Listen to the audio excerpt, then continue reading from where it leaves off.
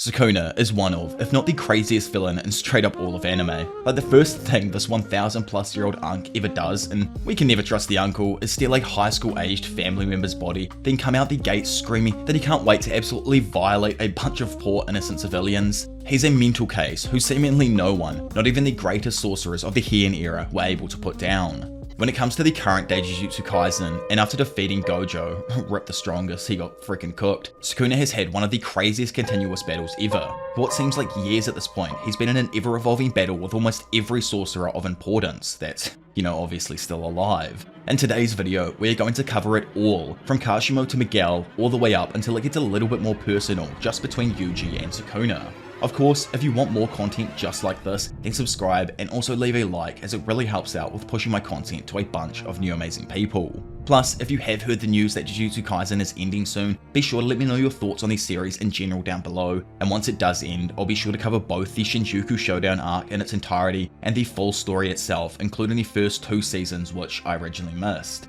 But either way, sit back and relax and enjoy the battles.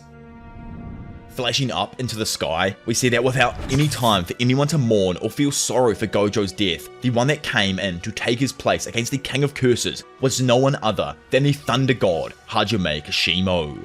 Hovering 203 meters off the ground, Kashimo himself is surprised when he notices an object falling from even further up. Atop that meteor-sized piece of ice was none other than the Frozen Queen herself. Getting surprised herself though, above Uraume appeared Hakari, yelling out that she won't be going anywhere. Not interested at all in taking on the special grade sorcerer, Uraume prepares her ice formation, while simultaneously Hakari pulls up his hands and activates his domain expansion.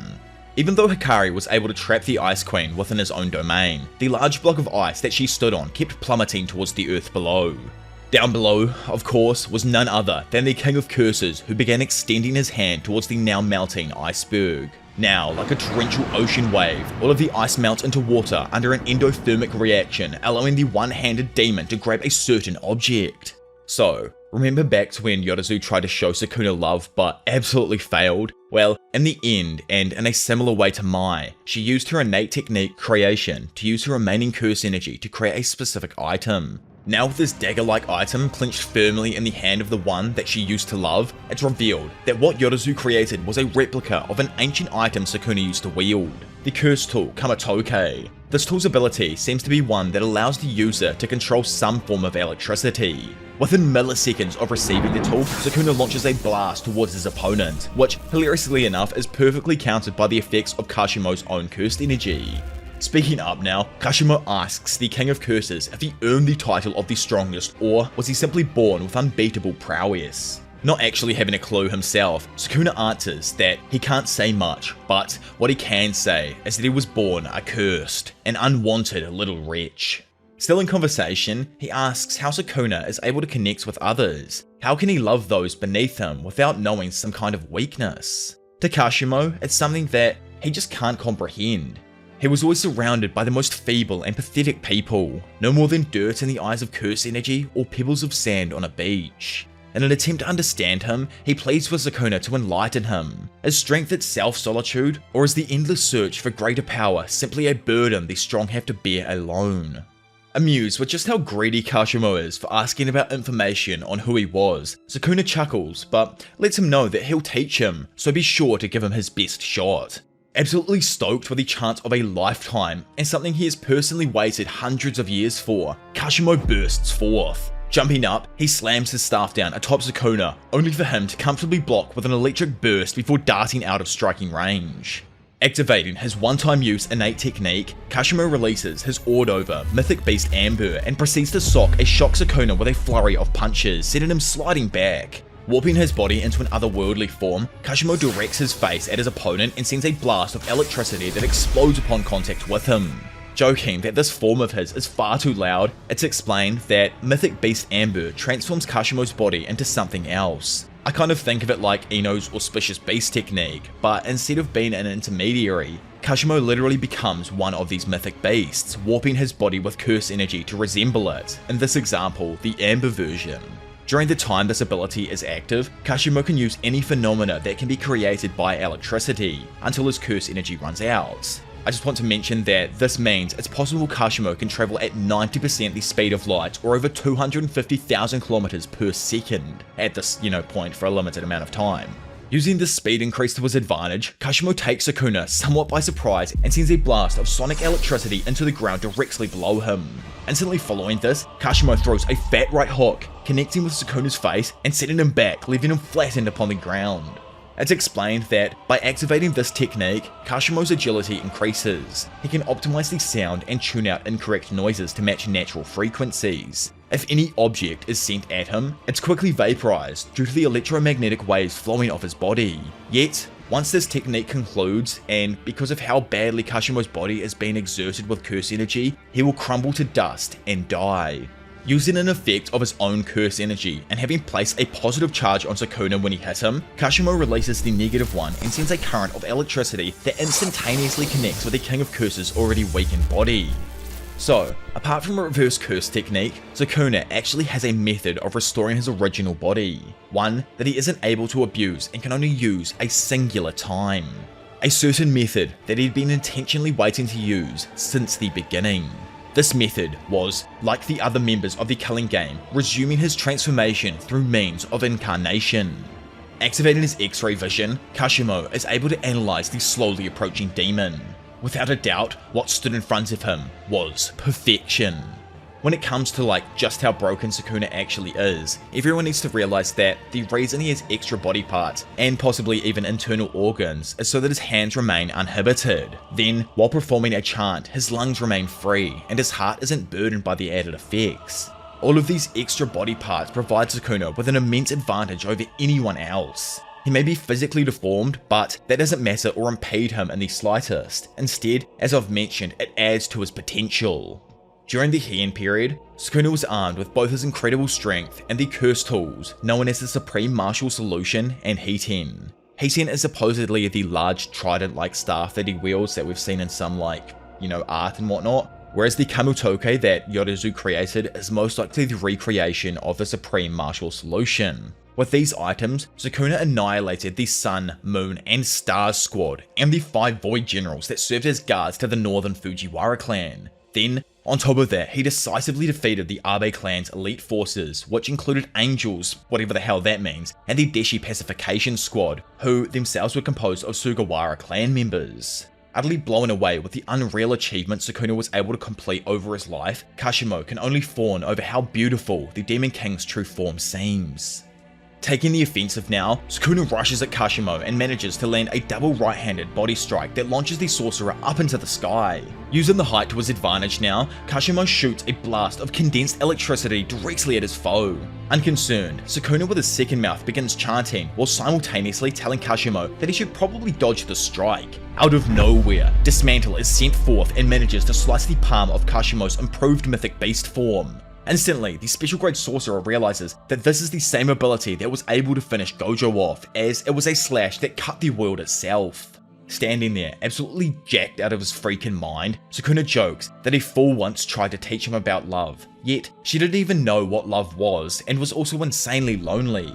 Sukuna explains that he understood what she was trying to say, however, she just had the wrong guy. In his eyes, she'd have more luck preaching her love to someone like Kashimo or Gojo. It's not that they didn't know what love was, it was just that they were unable to understand it themselves. Completely confused with what he was even trying to say, Kashimo queries him, only for Sukuna to ask him a bold question in itself. He was strong, right? Powering up as if it's his last chance, because this is, Kashimo unleashes waves of electricity that shoot out in every direction. Undeterred by the power increase, Sukuna catches Kashimo off guard and appears right behind him, grabbing his hands and pummeling him with his 2 free ones. Coughing up blood now, Sukuna slams him onto the ground and throws a demonstrably weaker sorcerer across the decimated landscape of Shinjuku. Pulling up his hand in preparation for his next cursed electricity blast, Kashimo is just left stunned. In front of him now, and with seemingly no escape, a bunch of world-slashing dismantles, all overlapping to form a net, rush forth like a torrential wave of death. All of a sudden, and flashing away to a place that probably feels more like home than anything for Kashimo, he hears someone speaking some wise words behind him. Many of the world's strongest fighters must have challenged him. Still, With all of their strength and spiritual dominance, they never cursed him in death. In actuality, it's more that they just wanted recognition from him, then that would give them an understanding of what they are truly worth. Yet, he butchered every last one of them, all while simultaneously wondering how he was to properly care for others. In the eyes of the wise Sukuna, if that isn't loving kindness, then what else could it even be? He knows that most people love them for the strength they possess, then they respond to that love. Speaking up now and wondering if Sukuna is satisfied, Kashimo asks if that is the case, then queries why did he decide to divide his soul and move through time as a cursed object. Understanding this, Sukuna just tells him that love is worthless. Through life, he's never needed anyone to satisfy him. He eats whenever he wants and plays with whatever amuses him. He lives life as it befits his nature, and if no one is able to get that through their thick skulls, then that's their problem. Chuckling with Sukuna's explanation, Kashimo just asks if it ever gets old, but is quickly told that it doesn't. Every human has a unique and exuberant taste, which makes devouring them a perfect way to pass the time until death arrives. I want to point out that unlike, when Gojo died, Kashimo wasn't surrounded by all of his loved friends and family, just Sukuna. I wonder if that's possibly because he was a part of the culling game and that's just the effects of it or something, I don't know. Kind of reminded me of Jogo's death for a moment, with just how quickly he was living and then in the Shadow Realm. I wish we got to see more, but this is, realistic battle-wise. Thinking that Kashimo was even going to last a third as long as Gojo did is absolutely nuts. Either way, and back in reality now with Hakari's domain shattering, Sukuna turns to see a certain someone arriving on the battlefield. Arriving at the scene, the genius Higuruma and his boy Yuji descend from the sky, while in front of them, Sukuna watches with the smirkiest of grins.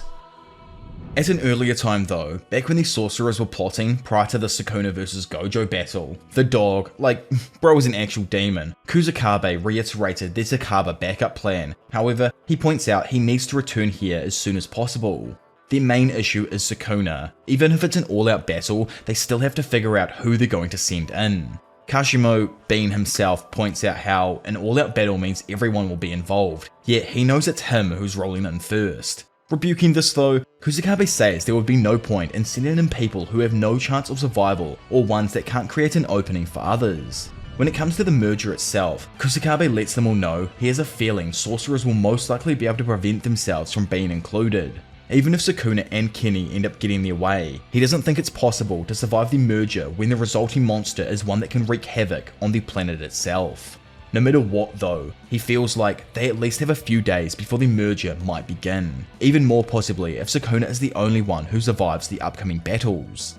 Suddenly, Narutoshi Kamo stands up and informs everyone that he won't be able to join them. He doesn't think he'll be of any assistance and would instead like to watch over his family, even if only for a short while. Going to apologize for this, Kusakabe cuts him off and reminds the group that this isn't a public execution and doesn't need to hear everyone's explanations for taking part. Bringing up the conditions needed for those who want to take part, Kusakabe simply lists that they must be able to use reverse Kus technique and or don't mind dying. Anyone else will be backup or sit out of the bouts entirely. Raising his hand, the gloomy looking Higuruma offers to go in after Kashimo as his curse technique Confiscate might be able to seal his ability. On top of this, he elaborates that if Sukuna received the death penalty from his deadly sentencing, he could battle him with the Executioner's sword. While he acknowledged that the sword is a fantastic idea, Kusakabe was skeptical of whether a verdict for confiscation or death could be ruled. Knowing how the technique somewhat works himself, Yuji confirms that Higuruma cannot control what charges Judgment is able to pin on Sukuna. Given Sukuna's actions that led to deaths at the detention center and in Shibuya, as well as possibly more crimes committed while possessing Megami, Yuji believes that it's more than likely Judgment would give Sukuna a death sentence. However, Higuruma doesn't agree. In short, Sukuna's crimes so far were bodily injury to Yuji, attempted murder of Gojo at Yuji's high school, attempted murder of Yuji and Megami at the detention center, the murders of Mimiko, Nanako, and Haruta, attempted murder of numerous civilians, arson of inhabited buildings throughout Shibuya, and finally, my favourite, grievous bodily harm, attempted murder or illegal possession of a dead body due to him taking over Megumi. It's kind of unknown what exactly that last one is, it mainly depends on Megumi's current condition and everything, but either way, Yuji brings up how the circumstances of the detention centre were far worse than those. Still, Higuruma believed it would be hard to accuse Sukuna of crimes committed by his cursed objects. He did commit these crimes, albeit indirectly, so it wouldn't exactly fall under aiding and abetting. In a similar vein, it would be difficult to charge him with the murder of Junpei's mother. Listing out the varying punishments for a guilty verdict under the charge of murder, a singular kill will typically result in imprisonment with hard labour for 10 to 15 years. For 2 deaths, life in prison or even the death penalty is actually possible. For the murder of 3 or more people though, the death penalty is the most common outcome. Higuruma believed that, according to the Nagayama standard, Sukuna would be completely impossible to rehabilitate, based on the dangers he posed to society. In turn, this would lead to a death penalty, at least under normal trial circumstances. Unable to even compute what bro is actually saying, Miwa looks over at Kusakabe, who seems to understand exactly what it is. However, she immediately calls him out for not even having a clue what Higuruma is actually talking about. Proving her wrong, Kusakabe then explained that while the totality of Sukuna's crimes would result in a death penalty, Higuruma's curse technique tries each crime individually, which means there's at least a 30% chance of Sukuna being tried for a crime that would result in the death penalty. Still, he brings up how each of his major crimes are also attached to a bunch of extremely minor offences. Agreeing with this, Higuruma elaborates that it's possible Judgment could actually prosecute Sukuna for property damage or breaking and entering at Shibuya, rather than the massacre itself, which further lowers their chance at securing a death penalty here. Lastly, Higuruma then brought up a third problem. Sukuna could possibly be charged with crimes from over 1000 years ago. And the modern set of laws introduced during the Meiji era had introduced the general idea of a statute of limitations. Yet, later in 2010, the statute of limitations regarding murder was abolished, bringing a lot of confusion into whether or not the previous crimes could actually be brought up. The previous crimes from Sukuna's past, that is. Yuji, just confused about this all, assumes that there's no statute of limitations on Sukuna then. Rebuking him though, Higuruma continues that the statute of limitations is still valid regarding murders that happened before 1985. However, the Heian era's governing rules, also known as the Yoro Code, didn't include a statute of limitations themselves. Actually just done here, Yuji irked asked which one it is, but Higuruma admittedly doesn't actually know himself, especially since the issue is further complicated by time prior to Sukuna's incarnation in modern times. Since Judgment is a Shikigami connected to his own curse technique, Higuruma knows that if he sees something is even remotely possible, so too will Judgment. Taking everything into account, Kusakabe concludes that Sukuna's crimes from 1000 years ago, Judgment's own discretion, and Sukuna's countless potential crimes in the modern day meant that the chances of Judgment accusing him of a crime that guaranteed a death penalty was extremely low.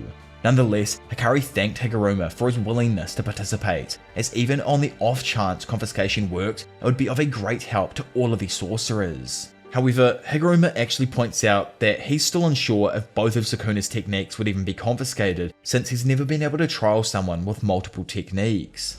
Suddenly, Yuji proposed a way where he may be able to guarantee the death penalty for Sukuna. Flashing back to the present, several crows, powered by Meimei's bird strike, fly towards Sukuna. Easily noticing them in time, Sukuna quickly moves to the side and strikes them down with lightning using Kamotoke. Observing this from afar, Meimei notes how sorcerers of Gojo, Kenjaku, and even Sukuna's Calibra all chose to strike down the crows, allowing her to surmise that Bird Strike is probably capable of doing damage to them. That being said, she then reveals that this was all a distraction for Higuruma and the rest is now up to him. Suddenly, a massive gavel strikes down on the ground in front of Sukuna. Having dodged the smash, the demon looks to his right as Yuji suddenly appears next to him, shattering the debris with a rapid succession of blows, creating a dust screen, allowing him to get in close and further sock Sukuna with a strike that sends him sliding back. Confused on the weird feeling coming from Yuji's fist, Sukuna then watches as Higuruma announces that they are having a retrial. In an instant, Higuruma activates his domain expansion, Deadly Sentencing, constructing the courtroom around the 3 sorcerers. Skipping back and during the pre-planning, Yuji came out with the idea of an appeal. Instead of trying Sukuna, they'll have a retrial for the previous case and actually drag Sukuna into it. This way, it then 100% allows them to charge Sukuna with the massacre during Shibuya. Deadly Sentencing chooses one of 3 court tiers at random when prosecuting. If he applies for a retrial for a case that's already been settled under the pretense of Sukuna being added as a co-defendant, then reopening that case may be possible. Even if he fails to convict Sukuna, this would nonetheless allow them to narrow down the crimes to when Sukuna was incarnated inside Yuji's body. Back inside of the domain, Judgment reads out that Yuji has been accused under suspicion of committing mass murder in Shibuya on October 31st, 2018. Retrieving the case file, Higuruma announces that Yuji never killed anyone. His previous confession in High Court was a false one motivated by a strong sense of personal accountability. Instead, he postulates that the real culprit is the King of Curses, Ryumin Sukuna. Elsewhere in Shinjuku, Hakari and Uraume fly through the air, darting over the rooftops as they battle each other. Uraume uses Frost Calm, breathing out super cool curse energy that creates a large block of ice while encasing Hakari's right arm in it. Instantly following up, Uraume then punches the ice, shattering it and destroying Hakari's arm. Manipulating some cold air in between their hands, Uraume thanks Hakari for joining her in battle. In a flash, the 3rd-year student instantly regenerates his arm and grabs the ancient one by the face before proceeding to slam them through an apartment building. By the way, I've always wondered, do you think Uraume froze herself and timed a perfect thaw to re-emerge into today's timeline? Or do you think she was like all of the other incarnated sorcerers and was just brought back by Kenny? I don't know. But either way, and back on the ground, Uraume slides backwards along the road while creating a large ice spike. She notes that, in terms of regenerative speed, Hakari surpasses the likes of Sukuna and Gojo. Biffing the icicle forwards, Uraume lands a fatal strike that pierces Hakari's side. Still, it doesn't slow him down and the actual goat continues to rush towards her. Healing his previous wound, Hakari, having gotten in close now, throws a fat right kick that connects with the chest of the ancient sorcerer. Having fooled Hakari into a false sense of security though, Uraume grabs the sorcerer's leg before beginning to quickly freeze it. However, Hakari, ever the crafty maniac, opts to break it off, instantly regrowing it and kicking Uraume with both of his feet. The power behind the dropkick actually launches the female sorcerer through several buildings, giving Hakari enough time to grab his shoe and put it back on. Giving chase now, Hakari stops and listens as Uraume begins to compliment him. For some weird reason that she just can't seem to explain, these modern era sorcerers have a sick obsession with remaining human. They all so desperately want to hold on to their humanity, constantly telling themselves to hold back from destroying what would be so easily crushed with their own overwhelming power. To Uraume, it is that human fear of being alone that makes them so weak. Standing opposite Hakari as all of the water below them explodes from the underground pipes, soaking both of the sorcerers, Uraume tells Hakari that he's different. He doesn't share the same fears as other modern sorcerers, and because of that, she will no longer think of him as a human. Moving into her fighting pose, she states that she will destroy him with the full extent of her power. With the water beginning to puddle around his feet, Hakari remembers a similar conversation he had with Yuta. He knows the man's a little bit of a depressed fellow, but at the end of the day, he sticks to his words and you can't help but respect him because of that. Throwing his hands to the side, Hakari screams that he's getting real hyped up here and demands that the woman in front of him bring him an ice cold beer. Meanwhile, inside of the deadly sentencing domain, Higuruma begins divulging the rules of the domain to Sukuna. Having been given a select piece of evidence, Higuruma thinks that their victory is secured, since the evidence that was given to him was the same evidence used in Yuji's second trial, proof that Sukuna was in possession of the boy's body while committing the mass murder at Shibuya. However, Sukuna suddenly interrupts him and explains that he already heard the rules of this domain when he was inside Yuji. What he's actually interested in is that sword of his. He doesn't give an actual shit about what he did when or where. Wanting to end it here, he admits guilty to all of the charges, causing Judgment to sentence him to confiscation and the death penalty. In a flash, Higuruma's domain vanishes, dropping them back down to the ground and changing his gavel into the famed Executioner's sword. Standing there with his blade ready, Higuruma speculates that it's likely Sukuna lost his ability to use the Ten Shadows technique during his battle with Gojo. So there's a high possibility that what was confiscated was his shrine.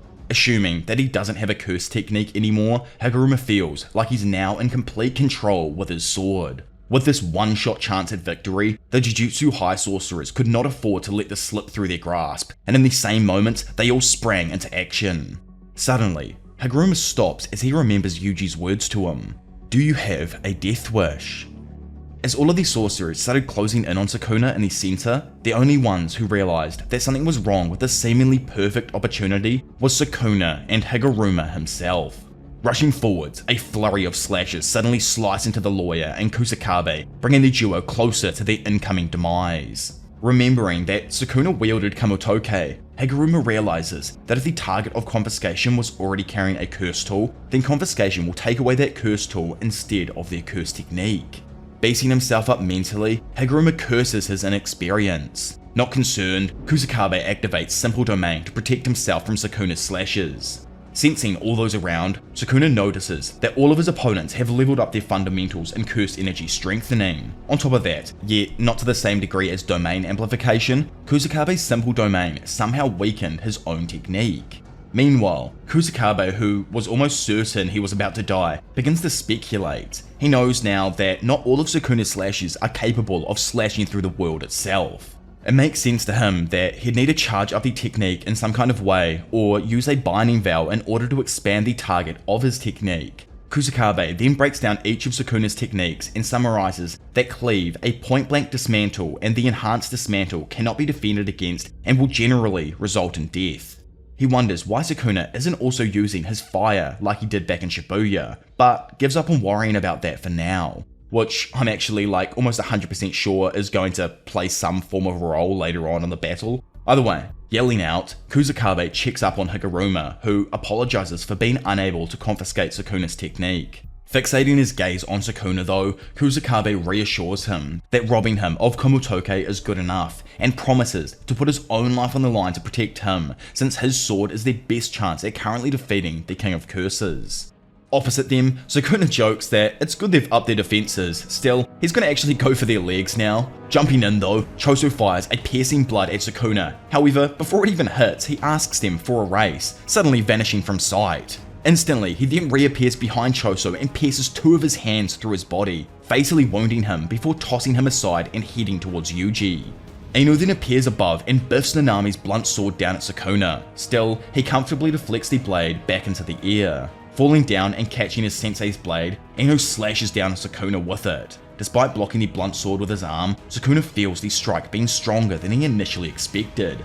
Upon closer examination, he realizes that the curse tool is imbued with Nanami's 7-3 ratio technique.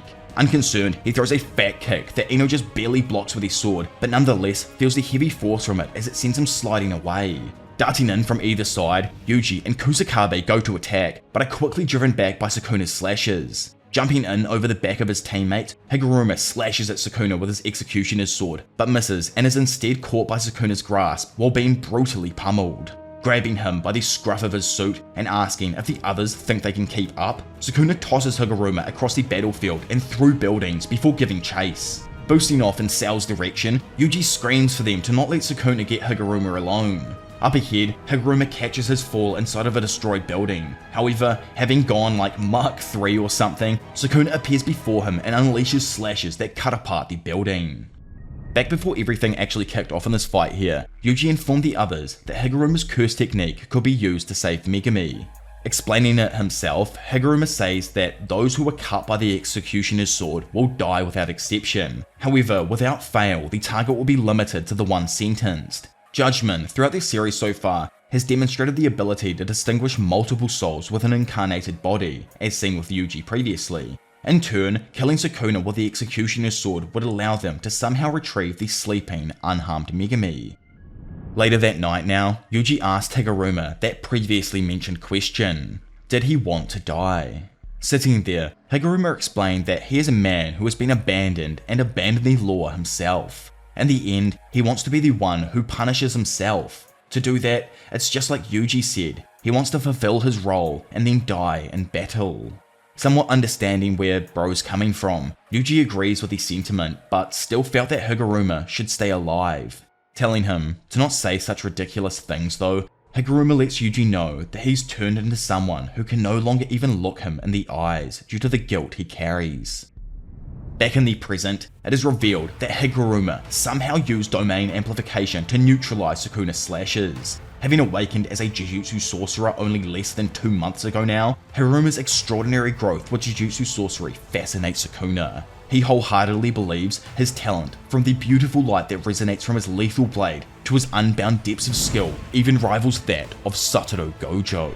So, what Sukuna is actually blown away by isn't that Higuruma can use domain amplification. He's more intrigued by how he lowered the anti-domain technique, but somehow resumed his original technique's effect after.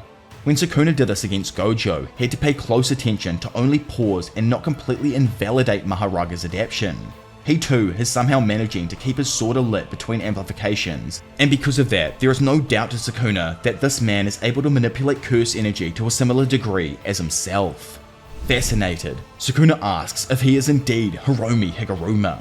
Simultaneously, with his other hand, the King of Curses forms hand signs, sending out a plethora of cuts that absolutely destroy the building. Yuji, who arrived outside the building as this happened, joins the battle. Standing on the falling debris, Higuruma charges at Sukuna, but is distracted by a piece of debris near his face that Sukuna shattered using Dismantle. Taking advantage of Higuruma's distraction, Sukuna approaches Yuji, who tries to punch him and protect Higuruma. However, Sukuna intercepts his arm and grabs the left side of his torso before activating Cleave, cutting half of Yuji's body into small cube-like pieces. As the bloodied young man falls to the ground, Sukuna tells him to take a good look in the mirror. He's a complete bore, and there isn't a single interesting bone in his disgusting body.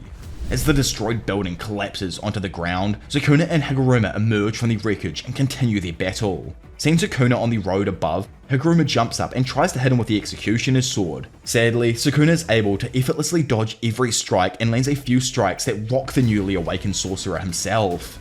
Eventually, Sukuna gets in behind before jumping away from Higuruma and beginning to chant the incantations for Dismantle. Scale of the Dragon, Recoil, Twin Meteors. Sukuna points his hand forth, activating Dismantle and unleashing a slash that cuts the world itself. As the smoke clears and seeing that he was able to dodge the slash, Sukuna tells Higuruma to give healing himself a go.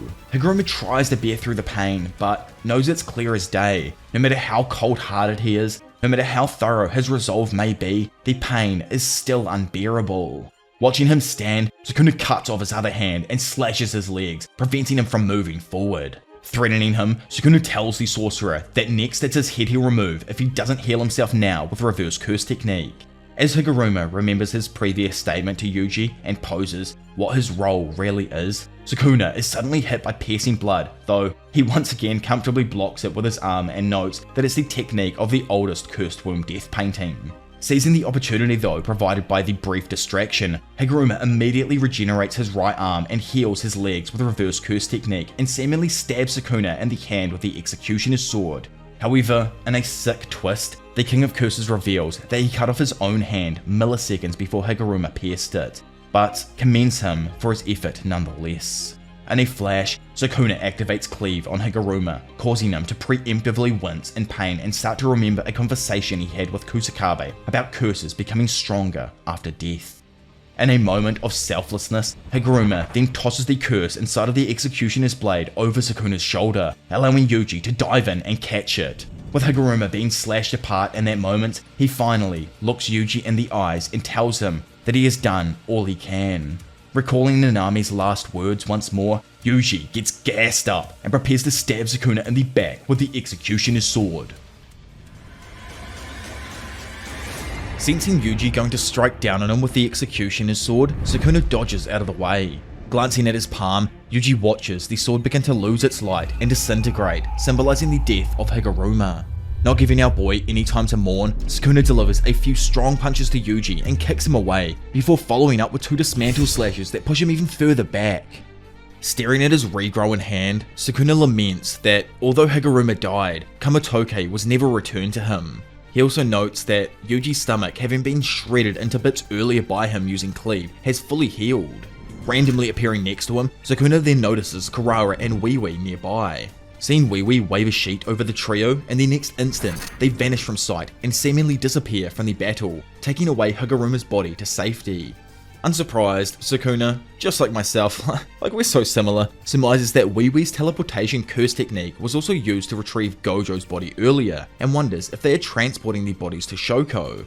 Not fully convinced, he finds this unlikely, as reverse curse technique is less than half as effective if used on another person, and although her technique has always been fundamentally different from theirs, it's not on a similar power level.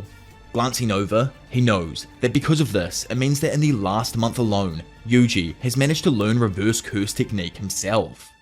To Sukuna, it looks as if Yuji's ability to use curse energy to strengthen his body isn't the only thing that has improved. He ponders that he finally might be able to have a little fun with the brat. However, as he stands there, can't help but feel irritated by his presence. Spacing out, Sukuna wonders if he feels disappointed by Higuruma's death. The thought of needing someone else never crossed his mind. Reaffirming who he is though, he knows he eats what he wants and kills whoever he feels like, and if they happen to entertain him, it's a bonus. All this to him is just a way to pass time until his death, nothing else.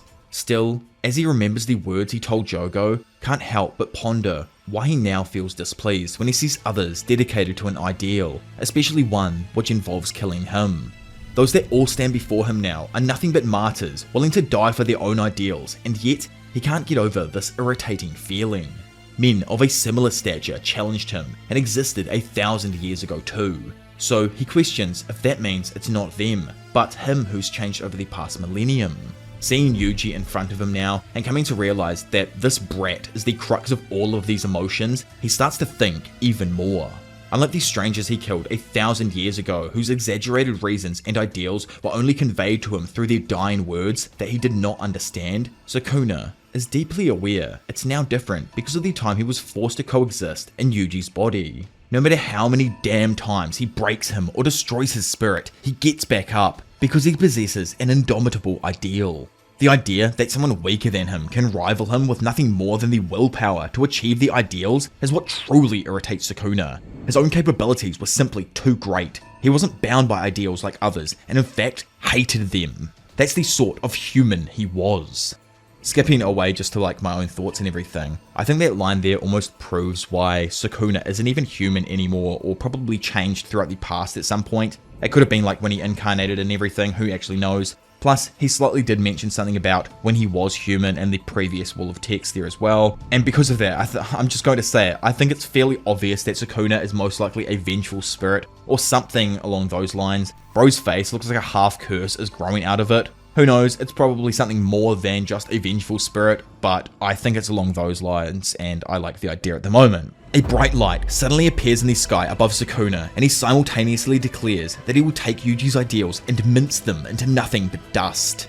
Darting in, a confused Kusakabe and Ino stare in confusion, wondering what the orb could be. Popping out, Yuji's Kogen then announces that another player has added a new rule to the culling game, Rule 15. Authority to begin the great merger between Tengen and humanity has been transferred to Megumi Fushiguro, or in simpler terms, Sukuna. Grabbing the orb of lights from in front of him and sucking it back, Kusakabe realizes that this likely means Yuta's surprise attack was successful and in turn activated this rule. Regardless of the sorcerer though, they always assumed that Sukuna wasn't the type to go through with Kenjaku's initial plan. However, Kusakabe now laments that his initial assumption of Sukuna being the obvious one to leave alive, rather than Kenjaku due to him being the mental case, has now proven wrong, and in that moment, Sukuna announces his plans to kill all of the sorcerers present, then the rest of the Culling Game players, and finally, the monster created from merging Tengen with mankind.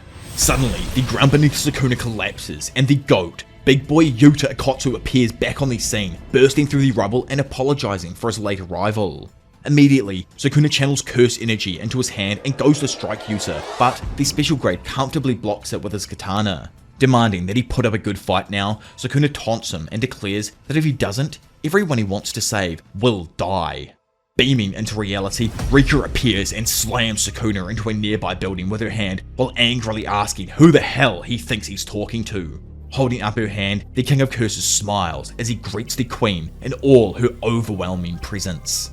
Moments earlier, after Yuta snuck in and managed to catch Kenny by surprise, the latter declared that his will shall be inherited, as we know if you guys watched my Kenjaku vs Takaba video. Noticing a random shake from Suguru's headless body, Yuta quickly screams for Rika to emerge. Sadly, and like previous curse manipulators theorized, the beheading caused the body to lose control over curse spirit manipulation, thus releasing all of his absorbed curse spirits back into the world.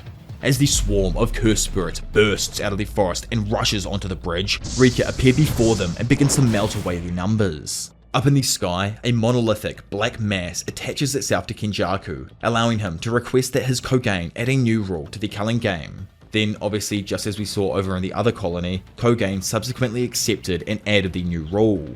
Hanging there, Kenjaku revealed that, as a part of his backup plan, he had Sukuna undergo the ritual of succession. Now, all he needs to do is overwrite the originator of the merging ritual using the culling game as a basis to start the countdown to the merger.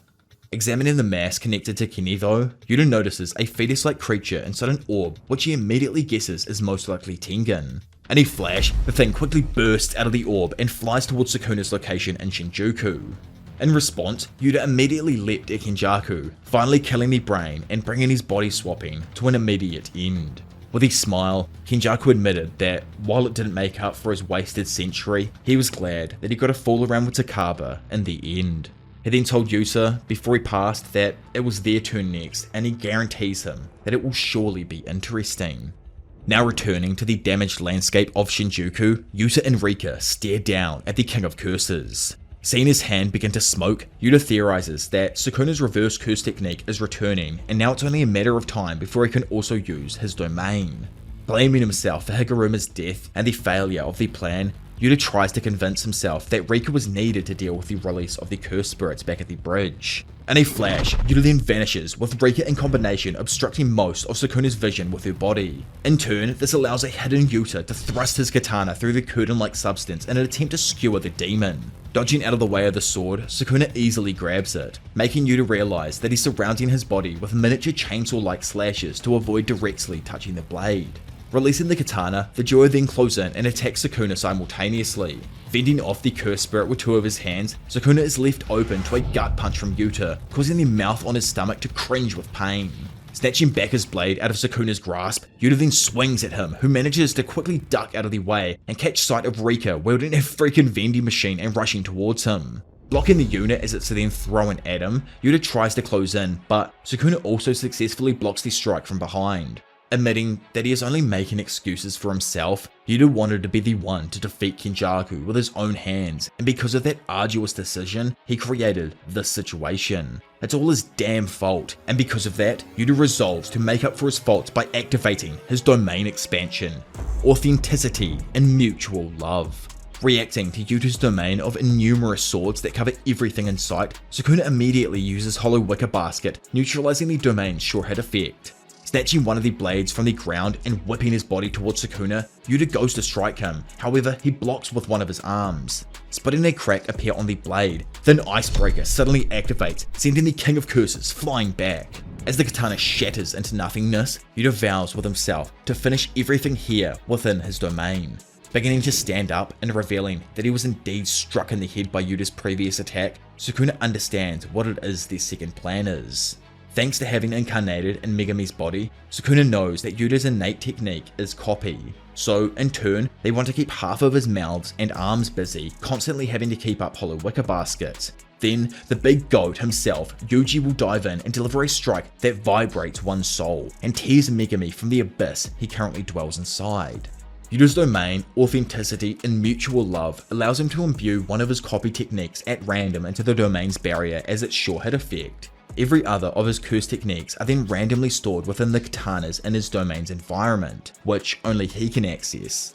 Although a katana's curse technique is unknown until Yuta grasps it, and the sword disappears after the technique is released, the number of swords is unlimited during the length of the domain. Sending out Druv's technique, Yuta creates 3 miniature-like shikigami that boost forward and encircle Sukuna. Meanwhile, Yuji closes in from behind and lands 2 punches on Sukuna. From above, Rika dives down and smashes the ground in front of him, forcing him to dodge by stepping back. Suddenly, the 4-armed thing is then slashed on the back as he attempts to pass through the Shikigami's paths from earlier. Watching Yuta then hover in the air above him using Yuro's technique and beginning to start his next succession of attacks, he assesses his current condition. Due to his battle with Gojo, Sukuna is still unable to use his domain expansion, and the effects of his reverse curse technique are extremely weakened. In addition, his curse energy reserves are lowered to roughly the same as Yuji's, and having to constantly maintain Hollow Wicker Basket prevents him from unleashing his world-cutting dismantle. Kicking shit up a level though, Rika grabs Yuji and throws him at Sukuna, hitting probably close to Mark 11 speeds. At the same time, Yuta then closes in on Sukuna from the other side, launching a pincer attack in conjunction with Yuji. Throwing up his two spear hands, Sukuna blocks Yuji's kick and goes to grab down on Yuta's blade. Glancing back at the brat, he makes note of the weirdities behind Yuji's strikes. From what he can tell, by applying the same principle that allowed him to directly damage Mahito's soul, Yuji is perceiving and striking at the boundary between Sukuna and Megami's soul. This allows him to slowly awaken the sleeping sorcerer's soul, which was pushed further into darkness during the bath, and in turn, this should interrupt the physical connection between Sukuna and Megami, thus decreasing Sukuna's overall curse energy output and the control over his body with each strike that Yuji lands on him. So right now he thinks that they'll just chip away at him until he can't maintain Hollow Wicker Basket, at which point the domain's sure hit effect will use Jacob's ladder to extinguish the cursed object inside of Megami. Swatting back, Sukuna then fends off Yuta's strikes and attempts to activate Cleave on Yuji. However, Yuta uses Curse Speech and orders him to not move, freezing Sukuna in place. Instantly swapping out his current blade, Yuta takes advantage of Sukuna's immobility and strikes him with Thin Icebreaker, blasting the King of Curses across the landscape of his domain and into a random pillar. Moments after he then catches his footing, Rika darts into his vicinity and smashes him down to the floor of Yuta's domain. Together, our MCs then rush in to try and capitalize on the situation. Having a moment to finally catch his breath though, Sukuna proceeds to aim one of his hands towards the sorcerers and fires a ranged dismantle at them, slashing the boys and driving them back. Trying to use this moment to her own advantage, Rika then dives in from above, only for Sukuna to grab her fist and start cutting the queen apart with Cleave. Sukuna notes that if he doesn't make contact with the boys, then it's just like with Ryu, although he doesn't expect they pass him in overall durability. It's not because he used a large amount of curse energy, it's just that all the ones who have shown up from Jujutsu High have had great defenses. Then there's obviously the broski himself. Yuji was somehow able to learn reverse curse technique in only a month, and Yuta was able to narrow the target of his domain expansion's sure hit effect to only him, which requires a highly advanced barrier technique. Laughing at them though, Sukuna asks what exactly they've all been up to over the past month. Yuji claims that it's all been hard work and determination, but Yuta cuts him off, saying that they simply cheated. In actuality, he knows that if it wasn't for the after effects of his battle with Gojo, then they probably wouldn't have even lasted a second in battle here. It pains him to admit it, but right now they are up against the strongest sorcerer in history, and they need to stop him here. Initiating the next round, Rika and Yuji throw punches from each side, occupying Sukuna's arms. In a flash, Yuta draws blood with his katana before attaching a manga panel to Sukuna's chest using Child's ability. Having fulfilled the conditions for ink, Yuta dodges a jab and lands a brutal blow to the King of Curses' head. As Rika and Yuji then continue their assault from each side, Sukuna lists out the 5 curse techniques he's seen Yuta use. He questions if he also possesses Limitless, but quickly dismisses the notion as the 6 sizes required to control Limitless. At the same time, Yuta theorizes that even Sukuna would be caught off guard by a technique that he hasn't seen yet. Picking up a katana and running forward, Yuta uses Oro's technique to manipulate the space around him and block Sukuna's view, before suddenly thrusting the sword through the distorted space in front of him. Like previously with Rika though, Sukuna catches the katana. However, in that moment, Yuta activates his new technique, Cleave. Serving Sukuna with a taste of his own medicine, slashes slowly begin to form on the King of Curses' surprised face as he realizes that Yuta copied his technique. Wondering how, or when he even had the opportunity to copy his ability, Yuta tells a confused Sukuna that the latter never managed to recover his last finger, did he? Rolling in over his right shoulder, Yuji socks Sukuna in the head. Swaying in and out of consciousness for a moment, Sukuna quickly figures that it was indeed Yuta who consumed his last finger. In a flash, Yuta then palms Sukuna's open chest, allowing Yuji to grab the head and knee him with extreme force. Whipping his own arm up around Yuji, Sukuna suddenly pulls him in close and activates a point-blank cleave on his chest. Despite his injuries, Yuji doesn't falter at all, and actually uses his coughed up blood to spit in Sukuna's face. Following back up, Yuta slips an uppercut through that absolutely rocks the chin of history's strongest sorcerer. Picking his beaten body off the floor, Yuji is certain that this is his chance. He will bring Sukuna down here and take Fushiguro back, right freaking now. No resting, instead he wills himself to heal and move to his feet once more. Somewhat daydreaming himself after the uppercut, Sukuna can feel that his curse energy output and control over his body are beginning to fade. All of a sudden, whipping the king's body towards the slowly standing Yuji, our boy absolutely pulverizes his face with a spinning handstand head kick. In that moment, the boys then notice something. Sukuna's fingers beginning to slip. In a desperate gamble to fire off his world-splitting dismantle, Sukuna releases his control over hollow wicker baskets. In a moment reminiscent of Hanami dropping his domain amplification, Rika, having anticipated this, restrains two of his arms while Yuji grabs a hold of the other one. Having closed in, Yuta then plunges his hand into the mouth of Sukuna's stomach and rips out his tongue. Simultaneously with his free hand, Sukuna cuts Yuta in the head with his mantle, sending him sliding back through his own domain. Unfazed with the cut, Yuta rushes back and is able to understand that Sukuna wasn't able to use this mantle while using hollow wicker baskets. Even if it's a simple technique, it is one that he has to use hand signs, chants, or even both. Slashing Sukuna across his face, Yuta vows to not let him do either. Throwing up Dismantle again to block the Sorcerer's advance, Yuta is once again inflicted with multiple cuts. Still, he can tell that Sukuna's slashing attacks are slowly weakening. Not having anything to fear anymore, Yuta tells himself to close the gap and slash at Sukuna. Suddenly, Sukuna's face is then struck by the effect of Yuji's blood that he spattered him before, momentarily distracting him, allowing Yuta's previous strike to come in and cut off Sukuna's free hand. So, skipping back to the time everyone was discussing their plans on how they were going to separate Megumi from Sukuna, Yuji brought up some of Yuki's notes on souls. Apparently 2 souls will only mix to a certain degree but never become one. Choso himself was curious as to if Yuji and Sukuna were different then. After all, he isn't able to feel a trace of the soul that formerly resided within him still in Yuji. Probably not understanding it entirely himself though, Yuji just thought that it was because there was such a massive difference in energy levels between a cursed object and a non-sorcerer. Generally speaking though, Yuji assumes that if Megumi is an exception like him, then they are probably in trouble. Continuing, he goes on to say that there was once a cursed spirit who was able to take the souls of others and manipulate them to a devastating degree. As long as a technique like this never reappears, Yuji thinks it's safe to assume that 2 souls cannot become one. Speaking up and pointing out that she might be of some use to them, Angel explains that her technique should be able to eradicate Sukuna due to his current incarnated form being a direct mix of his technique, his personality, and the cursed object inside of Megumi. From what she knows, cursed techniques are connected to the brain, so a target's survival rate once hit by her technique is extremely low. However, if they are able to separate the 2 souls and weaken the bond between them, Megumi's survival rate will rapidly increase. Returning to the domain, and with Sukuna unable to go anywhere due to Rika and Yuji, Yuta activates the sure hit effect of his domain expansion, Maximum Output, Jacob's Ladder, sending a large beam of light that beams down from the heavens above and engulfs the King of Curses. Darting him past Yuji, who had just let go of Sukuna's arm, Yuta renders Sukuna's arm once again useless, allowing his boy to power up his cursed energy and scream for Megumi to wake the hell up. Connecting his punch with Sukuna's skull, Yuji senses something tell him that it's enough. When it comes to the composition of the soul, Yuji and Yuta had absolutely 0 flaws in their plan. However, appearing in a shadowy abyss, Yuji watches Megumi curled up in the fetal position say that he's had enough. Sadly for Megumi, not a single feeling of wanting to live remained. His will had been extinguished. Scale of the Dragon.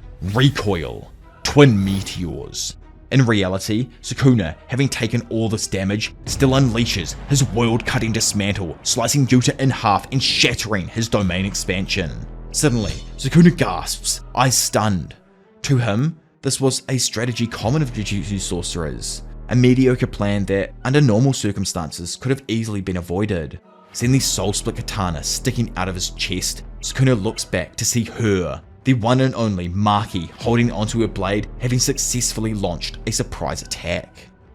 So, During the same time that the boys, Yuji and Yuta, were stuck in battle with Sukuna, Kusakabe and Ino stood ready for the inevitable outside of the domain expansion. Informing his partner of the plan, Kusakabe tells Ino that once Yuta shatters a portion of his domain, Maki will rush in to attack Sukuna.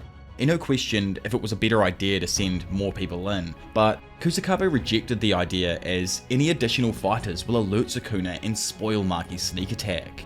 Landing like a ton of bricks beside them, Kusakabe looks over at Maki, preparing herself for the inevitable. Shattering into nothingness, Yuta's domain disappears, revealing that the sorcerer's best and worst case scenarios have indeed come into reality. As a grievously wounded Sukuna glances back at Maki, Rika, bawling her eyes out, boosts off, carrying her severely wounded partner towards Wee Wee. In a flash, the Shoda whips out his blankie and teleports the original MC to safety. I'm pretty sure these panels here are either like half drawn, by the way. It might be a feature around how like Maki perceives things. I don't know. To be honest, I just think it's the drawings and everything, and I'd love to know your thoughts either way down below. After gaining some distance from Maki, Sukuna realizes that it wasn't him who broke the domain. Instead, Yuta destroyed a portion as a signal and distraction for Maki to slide on in. He speculates that having no curse energy allowed her to pass through the barrier with no issue, whereas her curse tool, he's sure they must have placed it in the domain beforehand. Or like Kusakabe was saying at the beginning of the chapter, which I never actually said, Yuta kind of moved his domain to a specific location, and I'm guessing that was probably where Maki's sword was, or like where she'd put it. Feeling the gash in his chest slowly heal, Sukuna notes it's much slower than anything else he's received so far. As it turns out, a wound inflicted by the split soul katana from an individual capable of perceiving the soul usually cannot be healed by simply using reverse curse technique. This is for the reason that one would need to be aware of the outline of their own soul. Due to Sukuna having inhabited a body that contained two different souls, he was aware of the soul's outline in a similar way to how Yuji is. However, because he's been stuck in a battle for so long, the after effects of his previous injuries are making it near impossible for him to treat his wounds immediately. Over with Yuji, as he rushes in to fight Sukuna, he suddenly feels something wrong with him and drops to the floor. Coughing up blood, he questions what the hell is happening with him, but immediately comes to understand what it is. Even with having learned RCT, he's still taken 4 brutal strikes that would have killed him in the past. He knows it, but something inside of him hasn't completely healed. Appearing behind him, Choso comforts his younger brother and begins advising him on how to properly heal himself by imagining he is visualizing the outside of his body with his blood veins. Nearby, and now in battle with Sukuna herself, Maki dodges a slash from him and launches herself off the light pole. Appearing right in front of him like a streak of darkness, Maki slashes upwards. However, Sukuna jumps over the blade. Thrusting it forward, Sukuna grabs it and throws it to the side. Built like a brick shithouse though, Maki, don't budge. Instead, Sukuna is thrown to the ground and gets slashed back through the streets of Shinjuku into a bridge. Cutting apart the bridge with Dismantle, Sukuna tosses the debris forwards onto Maki to distract her as he starts to whisper some sneaky incantations. Dodging every rock, like girl doesn't get hit by a single one, Maki then hears the curse chant and drops down, dodging the augmented flying slash at the last second. Standing there, Sukuna notes on how Maki can see his technique better than any other sorcerers, just like when he fought with Maharaga during Shibuya. Observing him herself, Maki theorizes that Sukuna is using curse energy to force his injured heart to beat while healing himself. With a fat grin, Maki taunts Sukuna, asking if he plans on fighting her while keeping that heart of his still beating. Grinning, the king just mentions that he doesn't see why not, he's hardly even tried so far. Meanwhile, over in a frost-covered part of Shinjuku, the Forgotten One, Hakari, and the Ice Queen Uraume continue their fights. Hakari knows the chick hasn't been trying to hide Sukuna from him, but the dude's presence is stupidly easy to read. Initially, Bro believed that after Sukuna regained his original form, they were fucked. Now though, he believes his allies will win against Sukuna. After all, his cursed energy is taking a massive nosedive. Uraume herself just finds Hakari's optimism absurd, remarking that Sukuna's curse energy wavers only if he's uninterested in his opponents. She ominously warns Hakari that he should feel ashamed for not offering a better fight than Gojo, because as of right now, Ryumen Sukuna has yet to reveal his true strength. So, back during earlier moments throughout the series, one of the sorcerers, not even sure who it is, probably Yuji, asked who the strongest first grade sorcerer was. Meimei assumed it was Kusakabe. Nanami thought it mostly depended on the situation. Still, he also believed it had to be Kusakabe. Gojo immediately said it was Kusakabe, but brought up how it'd be a different situation if the big three families were brought into the conversation. Kusakabe, though, ever the man to try and downplay himself, replied that it had to be someone other than himself or Usami. And who the hell even is Usami at this point? I can't remember. Flashing back into Shinjuku, Maki then leaps over another of Sukuna's slashes and attacks him with her blade. Insanely enough, the dodge dismantle slash cuts in half a nearby skyscraper that begins to fall onto the sorcerers below. Smashing onto the road, cars and pieces of rubble are thrown up. Seizing the opportunity as a car slides between them, Sukuna launches a slash at Maki, who manages to block it, but is thrown at insane speeds from its force into a nearby building. Reappearing behind Maki as she smashes through the walls of the office, Sukuna grabs and goes to activate a point-blank cleave on her chest. Noticing someone behind him though, Sukuna throws up his hand and sends the slashes in Ino's direction instead of Maki's. Whipping his legs forward, he then stomps on the sorcerer, causing Ino to cough up blood and fall backwards out of the building defeated. Instantly realizing that the sorcerer wasn't holding the same weapon as before, Kusakabe, from above, then swings down, smashing the floor and connecting with a blocking Sukuna.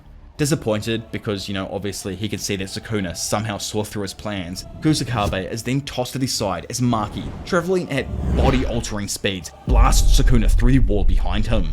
Changing directions immediately, she jumps up and launches him with a sonic blow that smashes him into another of the room's pillars. Slashing all of the remaining pillars in the room, Maki knows that she has to end it here. Even if they do save Yuta, if the fight goes on, it will put them in all kinds of troubles.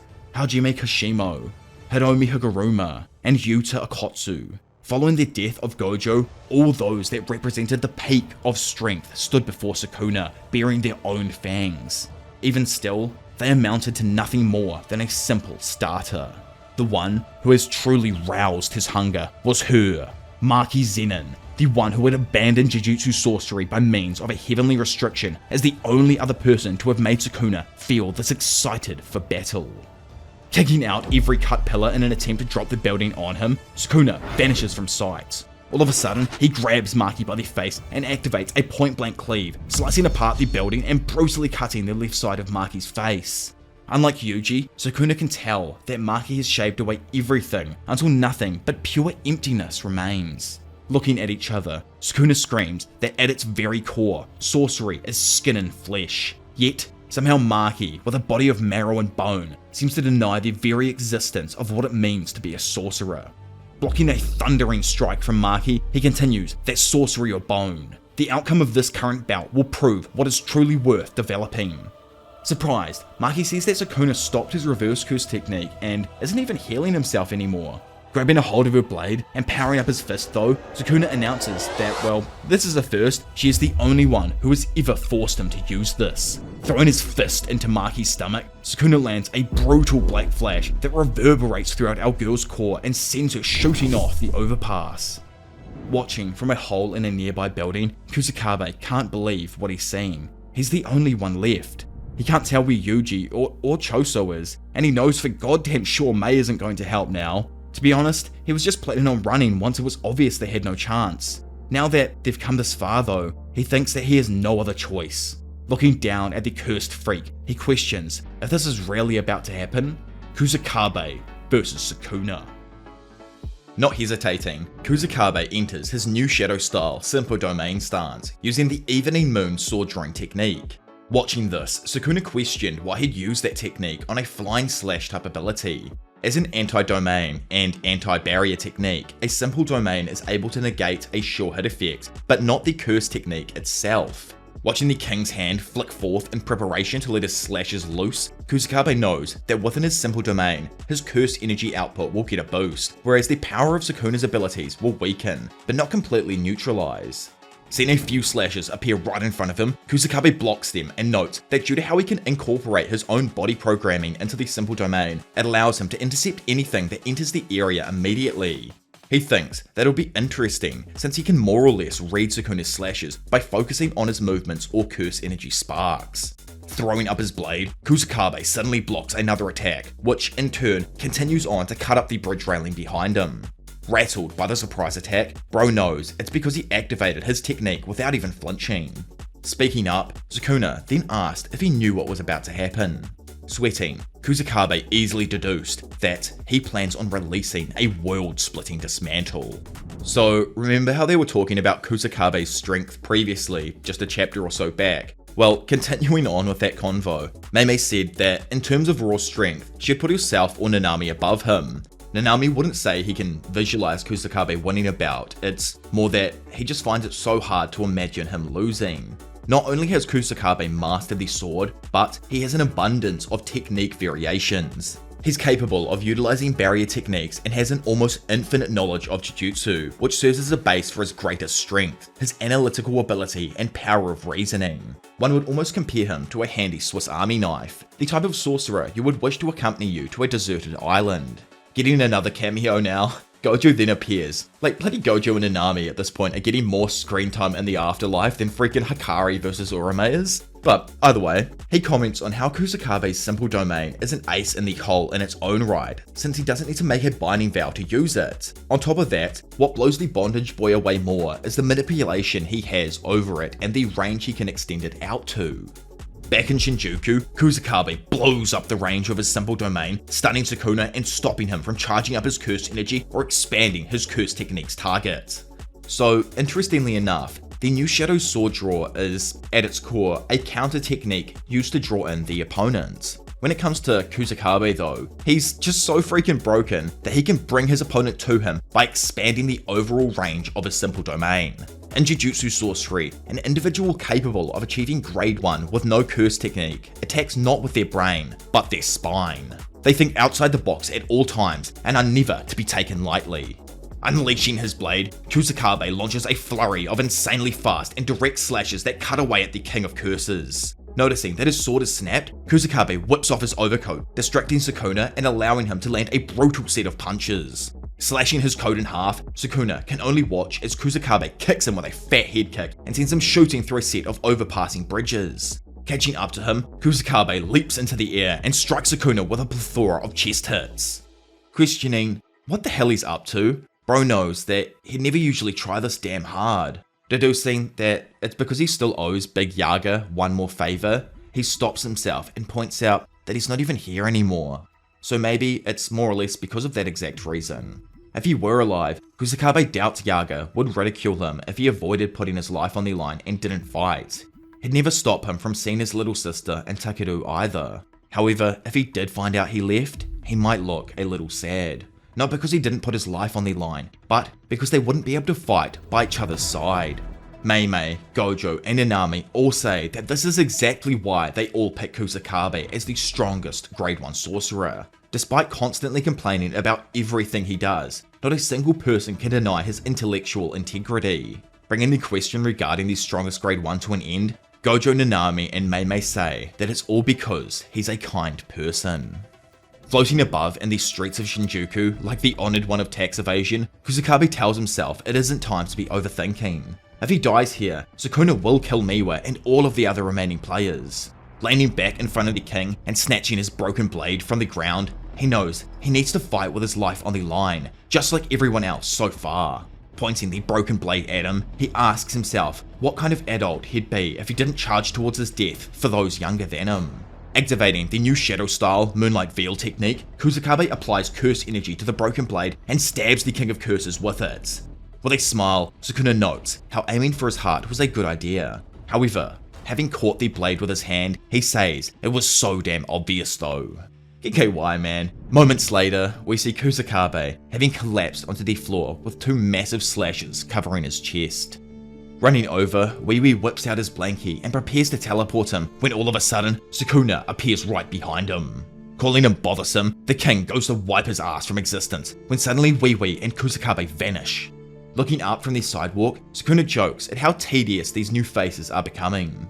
Oops, cause bro is actually him. Miguel asks if he's dumb or something. Assuming his pale ass doesn't get out of his house much, Miguel jokes that the Japanese really ought to expand their horizons. Appearing next to Miguel and holding on to Kusakabe with his random extra hand, Larue also joins the battle. Skipping back to Africa, probably in the months before the Shinjuku Showdown commenced, Miguel refused to take part. To him, there is no way he'd fight against an opponent that might even overpower someone like Gojo. that goes beyond the realm of monsters, and he can't believe they'd expect him to do something like that. Larue, who actually came with Yuta to convince him, argues that he'd simply need to come in for the cleanup after Sukuna is tuckered out from fighting Gojo. Still, Miguel finds the idea of Sukuna getting to such a state almost laughable. Yuta interjects, pointing out that the fallout from the mass merger with Tengen won't just stop at the Japanese borders. However, Miguel says whatever happens as a result of the merger is still preferable to fighting Sukuna. Lacking, he then asks if these silly old Japanese think high-spirited black people will just survive anything. It ain't like that, and bro reiterates that he's got to look out for his own boys at the end of the day. Larue says he never thought of Miguel as jovial, but Miguel continues on by pointing out that Gojo should be the one here, bowing down before him and begging for him to join. After all, the Japanese are known to be polite. Annoyed, Yuta offers himself up for prostration instead, causing Miguel to jokingly shake in his chair and ask if he struck a nerve. Stepping in, Larue asks Yuta to give him some privacy and just let the two of them talk for a moment. Having sat down together, Miguel asks what it is he's going to do, replying that all he wanted was the same as him, to make Suguru Geto king. Agreeing that he followed along because it was Geto, Miguel over time thinks he paid his dues by babysitting Yuta, meaning that he really doesn't have any reason left to care for Japan. Larue brings up how they all loved Suguru, him, Miguel, Mimiko, Nanako, Minami, Toshisha, everyone. Questioning if Larue's saying he should take revenge for what happened in Shibuya, Larue replies no, instead answering that it's about mourning them all together. The same way people would usually visit a grave to bid farewell, they'll instead blast a freaking requiem to the heavens by giving this fight their all. Pointing out that surely he means hell, Miguel mentions that if he does join, he has a few conditions. He doesn't want to just die and fight a domain user, so will only fight after Gojo and Yuta have both lost and Sukuna's domain expansion is fried. Hearing bro use we though, Larue questions if he's fighting too, to which Miguel, slapping his bald ass head, says the more boys, all the better to lay Sukuna out with. Looking down on Sukuna and Shinjuku now, Miguel and Larue confirm between themselves that Sukuna's domain is sealed, plus, on top of that, his reverse curse technique is severely weakened. He's missing his lower left arm, and the right is in a similar situation. Most of all though, he still has an unhealed heart. Smiling, Miguel feels bad. After all of the others save them the most delicious part of the fight. Suddenly, the building they're standing on begins collapsing, causing Larue to jump down in front of Sukuna. Thrusting his hand forth, Larue's giant appendage catches a hold of and slams Sukuna back into an opposing building, shattering it. Seeing his hand then suddenly get slashed down the middle with dismantle, Miguel dashes in front of his boy and starts freaking styling on Sukuna's ass. Using the momentum from dropping down low and spinning around on his hands, Miguel effortlessly dodges dismantle slashes, straight kicks and punches from Sukuna, all while Larue is thrown around in the background, barely dodging the after effects of their attacks. A new technique that I'll definitely have to add to my techniques video after the series finishes, Larue's technique, Heart Catch, is one that can grip the technique's target. Even if destroyed, this illusionary hand can be recreated an indefinite amount of times, with only 1/10 of the damage being transferred back to the user. Sukuna doesn't personally think Larue's curse technique is relatively interesting, and more or less guesses that if one of them does have something in store, it'll be Miguel. Miguel Odal's curse technique is called Hakuna Lana, possibly meaning no curses if we're following the same path as Hakuna Matata, which means no worries, but I don't actually even have a clue. Following that line even more though, the technique etched into his body is one that expels curses and enhances their own physical capabilities. It's almost like creating a bunch of buffs and debuffs without the use of a domain. Gojo personally doesn't think it's a scary domain, but has always considered it useful. While they were over in Africa first meeting up with Miguel, he added that 99% of all sorcerers are Japanese. Add a curse energy buff to a hulked up brother whose bodies are already extremely rare in Japan, and the results are terrifying.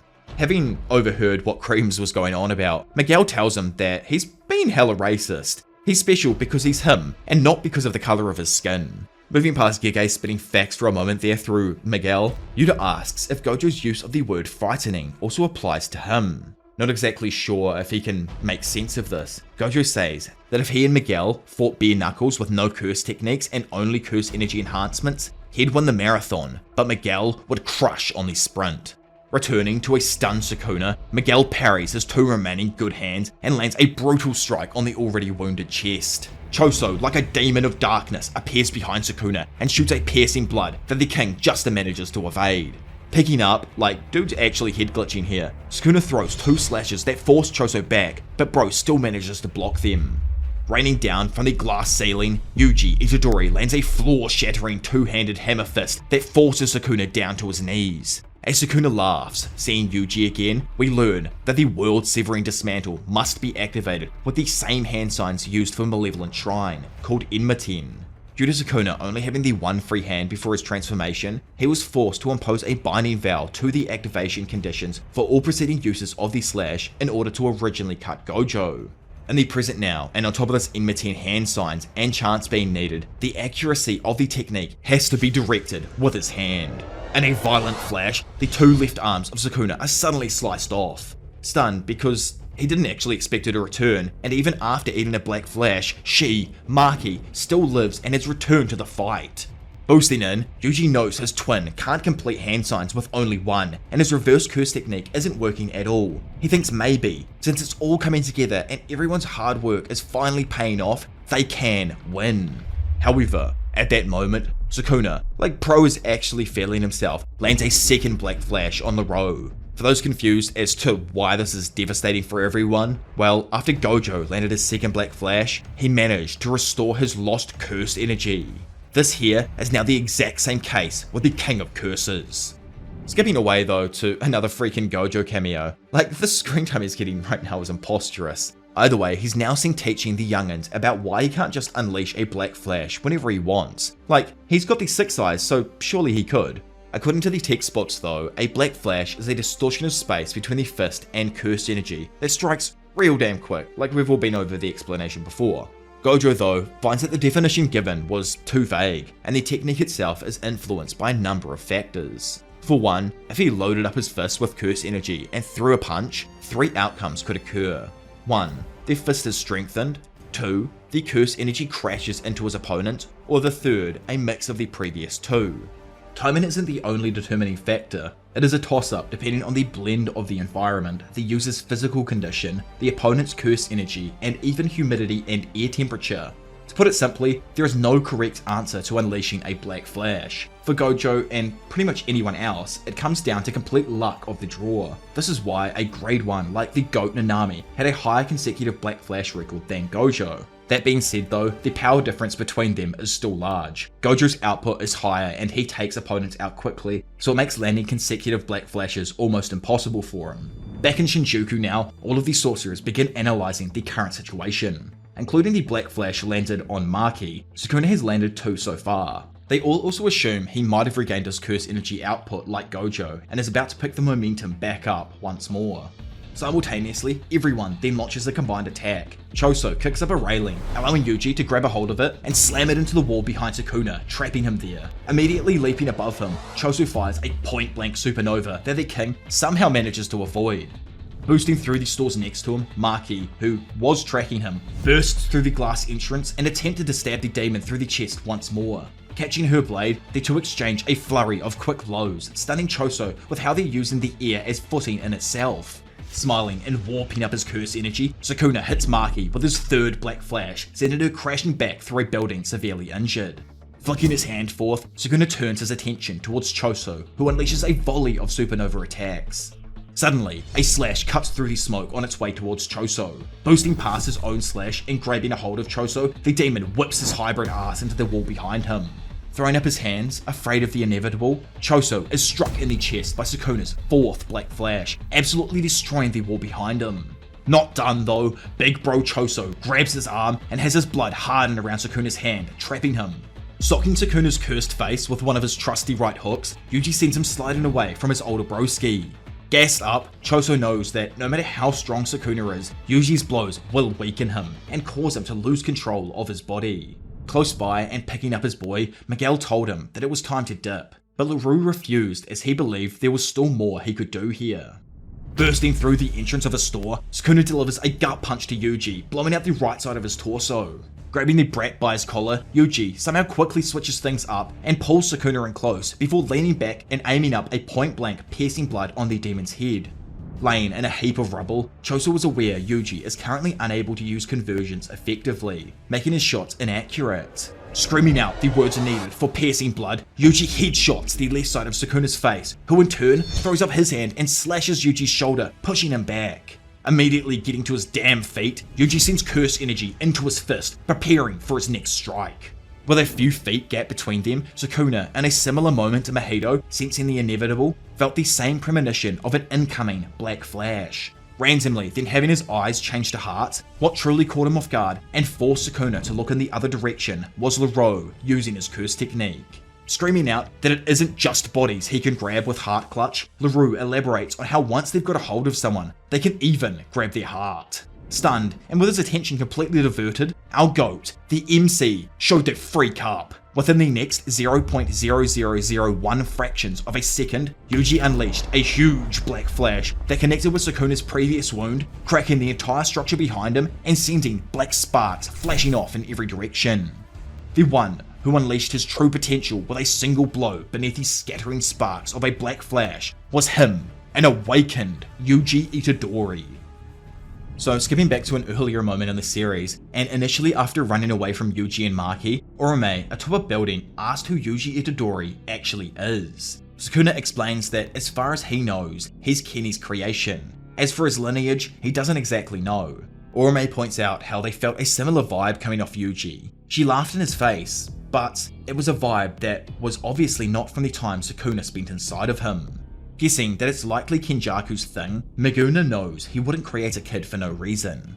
It's likely that during his time in Kaori's body, Kenny slept with Sukuna's reincarnation, Jin Itadori, someone who he guesses has an identical soul to his own.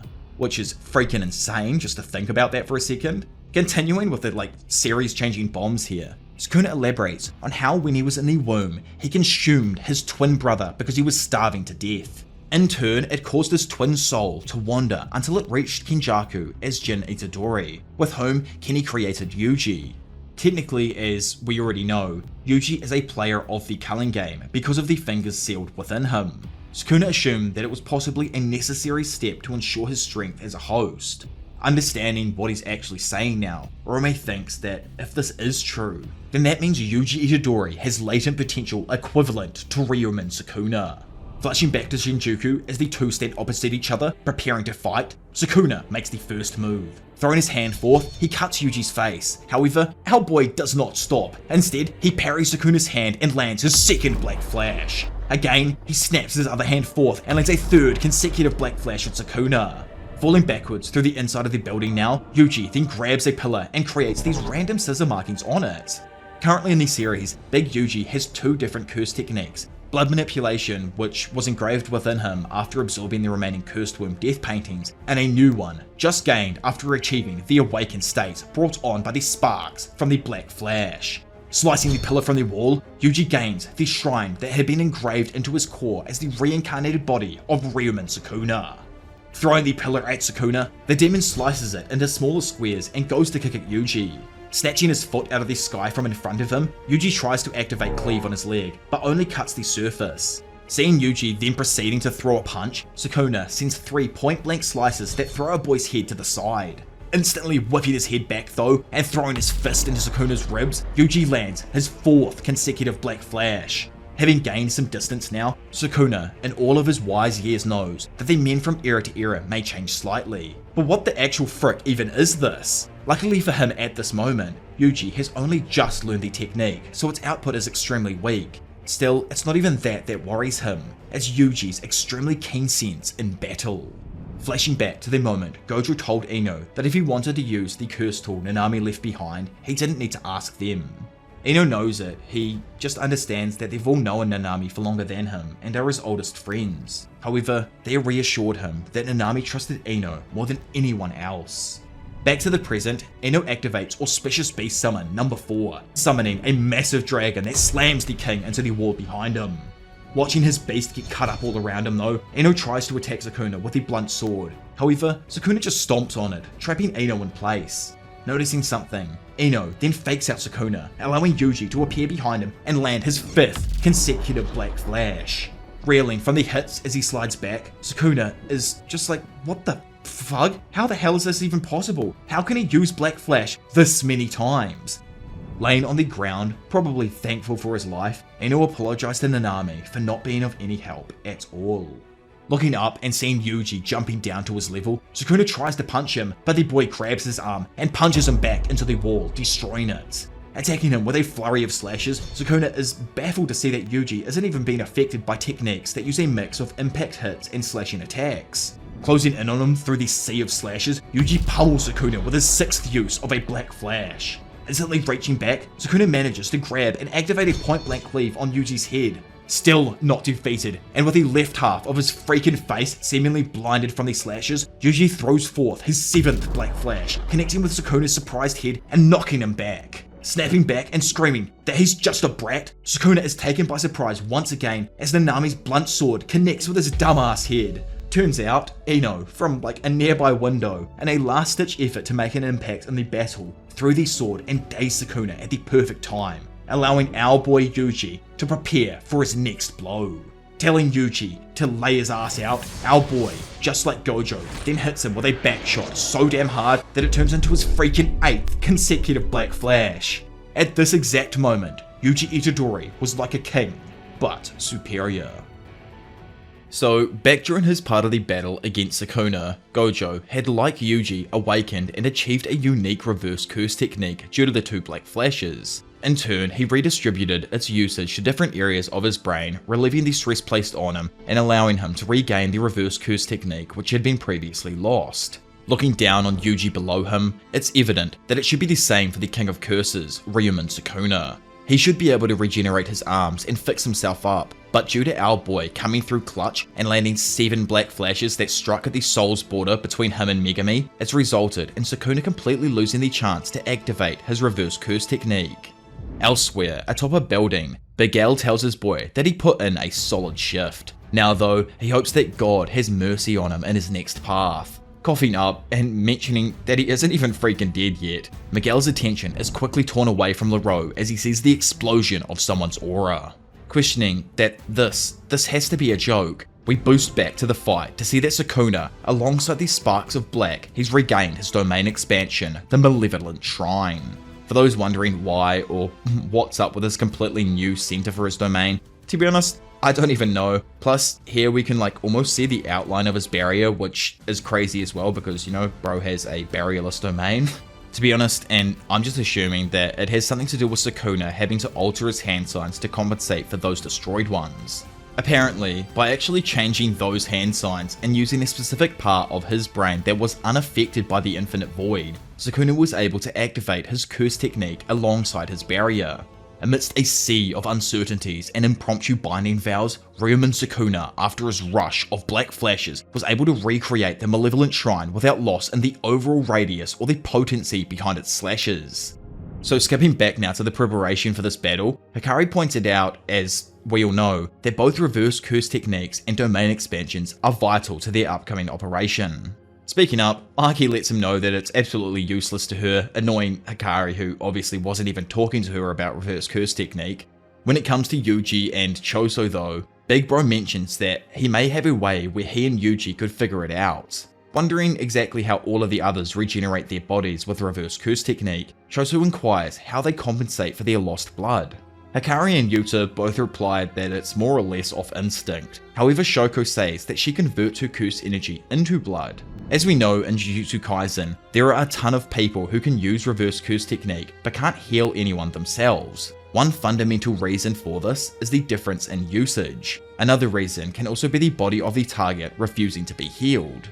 Throughout the world of Jujutsu, there are just countless cases where the curse energy of the one healing rejects the process, and almost as many where the curse energy of the one being healed doesn't respond to the conversion. Hence why when it comes to Shoko herself, it's more or less a case-by-case thing when it comes to the effectiveness of her healing. Having actually thought that himself as well, Choso elaborates that his body allows him to convert curse energy into blood. This actually helps him a lot with overcoming the initial hurdle of learning reverse curse technique. In turn, if Yuji sucks up a few of his brothers, he should technically gain a body capable of that as well, alongside a few extra techniques, as we've seen so far. Plus, that ain't all. According to Choso, their bodies allow them to compensate for the technical aspects of reverse curse technique. This means that the main limiting factor behind the reverse curse technique is immense curse energy, which Choso doesn't really think applies to them at all, because, they're both stocked up with a lot of freaking curse energy. With this all said, Big Bro asks that he has someone switch with his current partner so he can learn off someone who actually uses reverse curse technique. Standing there, just kind of confused with what's going on, Yuji listens as Wee Wee butts in and explains how his technique is the teleportation of targets. If he is with someone, he can easily transport them to a place or person he's previously marked. How he does this is by breaking down the body and soul into two separate entities, then using the body as a box to transport its contents. However, if he has the permission of the individual, the box's contents can be taken. Or, in short, because that's kind of confusing, Lil Bro is able to swap the souls of two marked individuals if they give him permission. Wondering what's up with Yuji, he says that it just reminds him of the body manipulation abilities Mahito used to have. Curious and probably kind of freaked out, he wonders if the shape of the person's body and soul could be stretched if they swap. Letting him know that it isn't an issue at all and he doesn't actually need to worry, Wee Wee says he can swap the contents without the boxes ever opening. Pretty much saying that he doesn't need to worry about the soul being manipulated. Plus, on top of this, no one is actually able to tell whether or not the contents of an unopened box have ever been tampered with. Pointing out that Yuji's growth as a sorcerer has been insane, Kusakabe asks him if he knows why. Joking that it has to be his innate talent, Kusakabe kills the vibe by letting him know that it was his uncle. Obviously he doesn't know it's his uncle yet. Like in a sport, if he does certain moves over and over again, it'll sort of become a muscle memory. Since Sukuna operated his technique in Yuji's body, it means his cells likely remember the extreme special grade Jujutsu. Letting him know that they're going to be doing the same practice with switch training, Kusakabe says that he will first switch with Yuji. Once in control, he will hammer his curse energy manipulation and a foundation barrier, the simple domain, into his very core. Curious, because Hakari was almost certain there was a binding veil preventing people from learning the technique outside of the Shadow School. Mei, with a devious grin on her face, tells him he doesn't need to worry as she's taking care of the situation, which is what the freak did she do? Did she just murk the person who made the vow or something? I don't know, I have no clue. This also makes me question as well if someone else could learn a domain through Wee Wee's soul swapping abilities, as in they go into someone who knows a domain, they do a domain in that person's body. I don't know, you know what I'm saying. Anyways, back in the domain, Yuji immediately activates new shadow style, simple domain. Staring forth and seeing the black amalgamation of curse energy and innate thought merge together, Yuji can tell that the domain isn't complete. If he can just endure this, he's sure there has to be some sort of opening. Seeing Sukuna still proudly holding up his gang signs, we find that Yuji did indeed correctly analyze the situation. Maintaining the highest degree of difficulty, even at the 11th hour, Sukuna sent slashes flying throughout his barrier on a scale just as large as in Shibuya. To do this, he actually created his expansion in an outer shelled barrier. From this, the original binding veil that allowed an escape route has now vanished, and it not only resulted in an even tighter range with his techniques, but also changed the complete workings of his domain. Now, within his materialized realm, his sure hit effect will activate. If his domain was activated even slightly differently, it most likely wouldn't have worked, as Maki, who's invisible to cursed energy, wouldn't have been able to escape. However, due to the absolutely beaten state he's currently in, it's frankly impossible for him to maintain a high level domain for an extended period of time. Thinking on the spot, Yuji guesses that it's probably going to take 90 seconds, meaning that in just 90 seconds, Malevolent Shrine will collapse, and if they can survive, they can finally win. Pleading with themselves to just bear it all for a moment longer, everyone fends off the sea of slashes, with Maki being assisted by freaking Miwa, who I never expected to make a reappearance. My apologies on that there for the shade I gave her 2 chapters ago. Unable to keep up his reverse curse technique though, Yuji is hit by a flurry of brutal slashes that cut his leg off and send him tumbling backwards. Snapping back to his feet moments later, confused, he wonders why. Why did the slashes stop? Did they truly endure the full 90 seconds? Furnace. Open. In front of Yuji though, Sukuna opens his infamous black box called the Furnace and begins to ready up his most lethal ability yet. Questioning if he's being serious or not, we find ourselves back during that month or so of training before all of these sorcerers started their bouts against Sukuna. Yuji reveals that his substitution training ended up being with both Yuta and, as we know, Kusakabe. However, with there only being a month or so before the battle, he asked Choso for any tips on how to use blood manipulation. Asking if Yuji knows about the convergence trick, bro wonders if it's the one where you make it feel like you're weeing yourself. Popping in, Noritoshi says that it's the basis of how blood manipulation even works. It's a similar sensation to when you immerse your entire body in hot water and the heat gradually spreads throughout. He says that one needs to imagine the blood vessels expanding and creating the silhouettes of the body like heat. Noritoshi also mentions that convergence is a technique that compresses blood, so it's probably a good idea for Yuji to develop the sensation of holding larger objects in his hands. Personally, he thinks that with aluminium cans and clay appendages, these are probably the greatest options to learn with.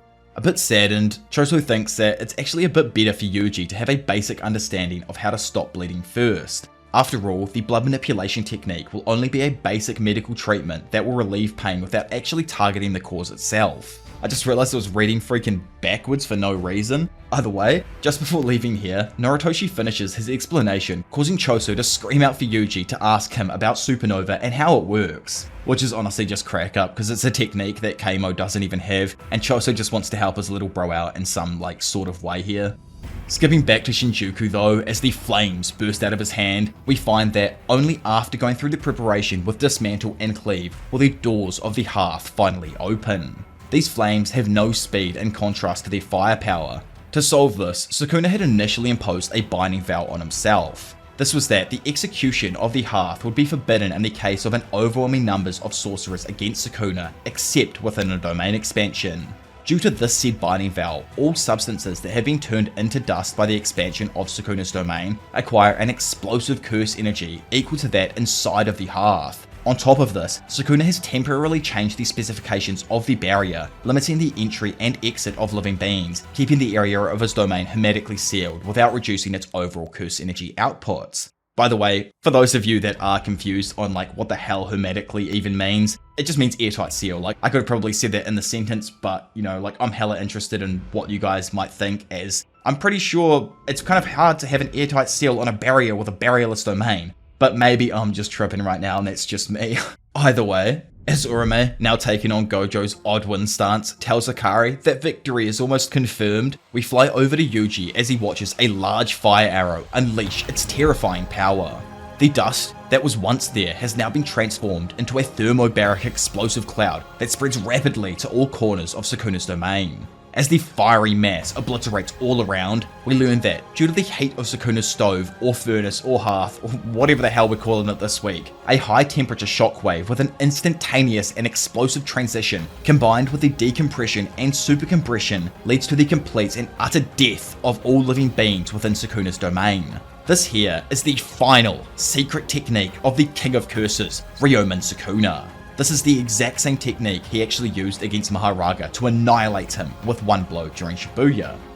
Earlier on in the fight against Gojo, due to the changes that were made on creating Sukuna's barrier technique and the constant reductions in the area of effect, Sukuna had sealed away the hearth because he couldn't manifest its full power. Screaming out his younger brother's name, Yuji looks up to all of a sudden see Choso standing over him. Throwing out his hands, Yuji feels the constantly twisting wall of Choso's blood manipulation all around him. As Choso smiles, looking down on him, Yuji tells him to stop. Choso though, felt like, he was useless in training because he gets way too sentimental. Pleading for his big bro, but quickly realizing the gravity of what Choso's doing, Yuji tells him that him being sentimental is a slight bit of an exaggeration, doesn't he think? Flashing into the brothers' dream world, and with only the two of them left now, Choso tells Yuji that he was able to learn reverse curse technique extremely quickly. Yuji, he doesn't actually think it was because of his own latent skill, adding it up to Sukuna having spent time inside his body. Choso though, just tells him to straight chill. What he knows is true is that the youngest always eventually surpasses the eldest. Yuji still doesn't think it should mean he should go and abandon them, but Choso, not listening, just says he owes Yuki an apology. Apologizing to Yuji now, he promises that he won't ever leave him alone again. Making his brother question if he was thinking about the past, Yuji tells him that he was there for him at his worst, and that was enough for him. Realizing that he was right, Choso remembers back to a time where all of the brothers were still inside their test tubes. There, one of the brothers, possibly even Yuji, called out asking for their big bro, who comforted the group. He told them that they won't be bothered by the cold around them if they all talk together for just a little while. Running together now through the darkness, Choso wonders if the 150 years he experienced in the tube was only a few days for Yuji. Back in reality, a crispy and barely alive Choso thanks Yuji for being his little brother. Watching the blood sphere evaporate into the sky around him, Yuji thanks his big brother Choso for everything he's done. Looking around as the smoky environment begins to clear, Yuji calls out, but doesn't hear anything and starts to wonder where everyone is. As we learnt throughout Jujutsu Kaisen, Yuji has convinced himself that he was nothing more than a cog in the wheel, a part that will play its part no matter what. Immediately following Choso's sacrifice, Yuji was meant to avenge him, but the scorched earth that now lay before his eyes, the heat beginning to emanate, and the thin air shocked the very foundations of his determination. Walking forth through a tower of flames, Higuruma Sukuna, the king of curses, and Yuji's uncle confronts him once more. Gritting his teeth and calling out to him, Yuji all of a sudden notices something out of the corner of his eye, approaching them through the smoke.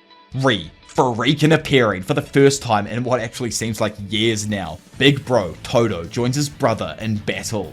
It's actually mental, like Gege was like, it's time to just kill off Yuji's only family members that he even has left. Like, you can't kill Choso off and then bring freaking Todo out. It's also crazy how like Drake did that Choso cosplay, and then the week he gets cooked IRL, big bro Choso dies. Like, I'm legit freaking blaming Drake for it. It's Drake's fault, bro.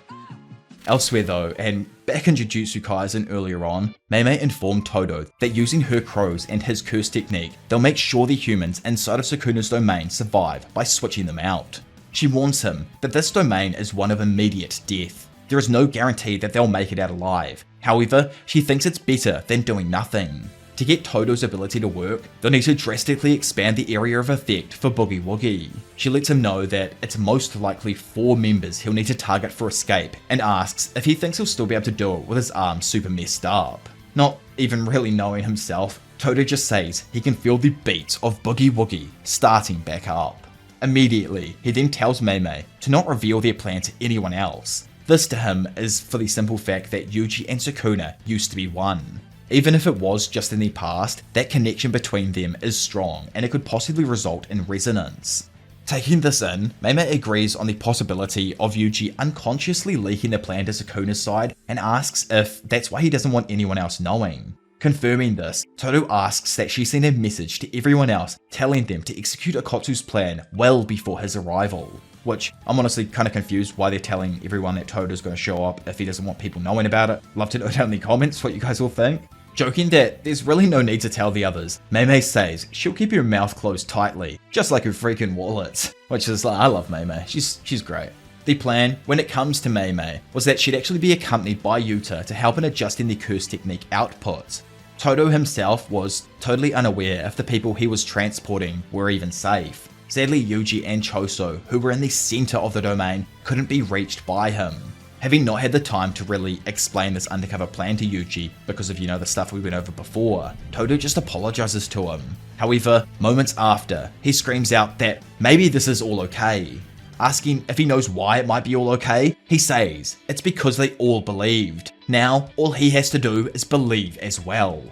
Weirdly enough, it's kind of funny, but Todo was somehow speaking straight facts in this moment right here. Because after the domain expansion of Higuruma and Sukuna had come to its end, he is now in a state where it's extremely difficult for him to use his curse technique. Revealing something himself, Todo shows the others that he has replaced his missing left hand with an instrument called a Vibraslab. Smacking the ball down, Todo teleports all 3 sorcerers up into the air.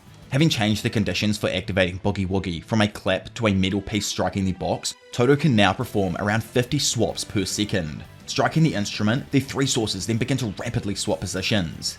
As the Vibraslap stops rattling, Sukuna and Yuji prepare to strike each other, only for Todo to hit the ball again and swap their positions, allowing him and Yuji to land a hefty backshot on Sukuna.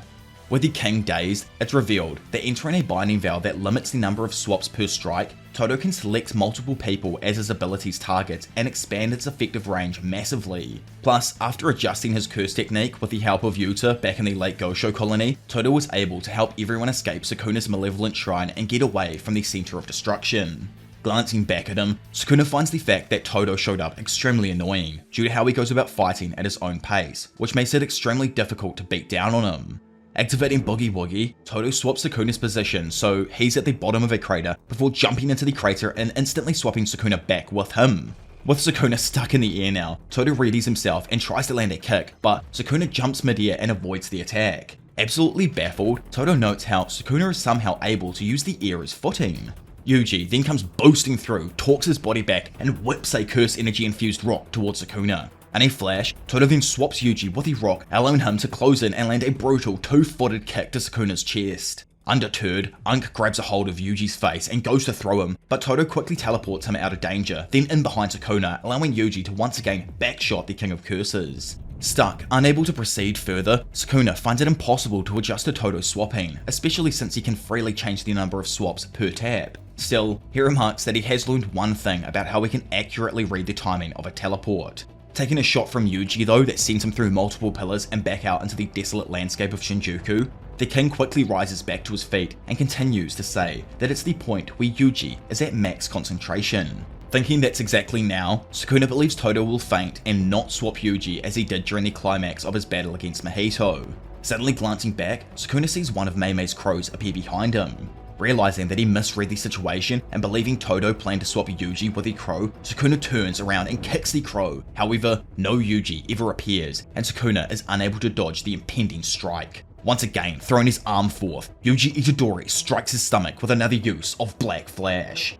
24 chapters after he was last seen, and while Yuji, with his hands sunk into Sukuna's chest, prepared himself for the activation of the king's domain, Sukuna noticed something out of the corner of his eye. Looking over at the smoky land next to him, what then befell the King of Curses and made its way through the smoke was the vision of a man he had cut down with his own hands, the departed spirit of the strongest.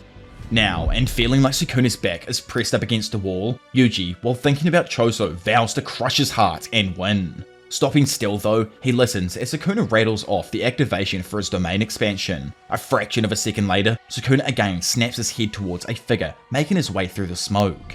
Now emerging from the other side of the furnace's devastation, Sukuna sees the one and only Gojo, something he assumed was impossible. With a gush of wind though, it's revealed that indeed this isn't Gojo, but someone else who's taken control of his corpse using Kenjaku's body swapping technique. Sukuna is shocked to see this, but begins laughing, apologizing and saying that he underestimated him. Shoving Yuji back and approaching Gojo, he screams that he never thought Yuta was capable of going this far. To explain all of this, we fall back in time here, probably, obviously during that month of training that we had and skipped over and didn't get any of this. There, Yuta first discussed the idea of swapping bodies with several of his mates. Maki and Hakari quickly objected to the idea, however, Hakari does say if they're all wiped out and there isn't another option, he's got to do what he has to do. Scratching his noggin, Panda explains the supposed plan for if Gojo does die. To start with, Rika will eat Kenjaku and copy his body swapping curse technique. Yuta would then use this technique to hop into Gojo's body and re-enter the fight, raising their chance of victory. Kusakabe, instead of, swallowing Kenjaku, suggests Yuta use Gojo's body and copy his limitless curse technique, but Shoko points out that he can't use the ability without the 6 eyes. Also, when it comes to copying the 6 eyes, he's unable to do that as they're a physical attribute, not a technique. Maki then points out that Yuta can only use his copy curse technique while Rika is fully manifested, which is capped at 5 minutes. She questions what will happen when that time ends, prompting Yuta to say he really doesn't know. Squeezing her gossy into the conversation though, Meimei drops the likelihood that there are 3 possible outcomes. Firstly, Kenjaku's ability requires constant activation. If this happens, the body and soul won't be able to be maintained and Yuta will die. The second is that Kenjaku's ability will need to be activated intermittently. If this is the case, he won't die straight away, but it's only a matter of time.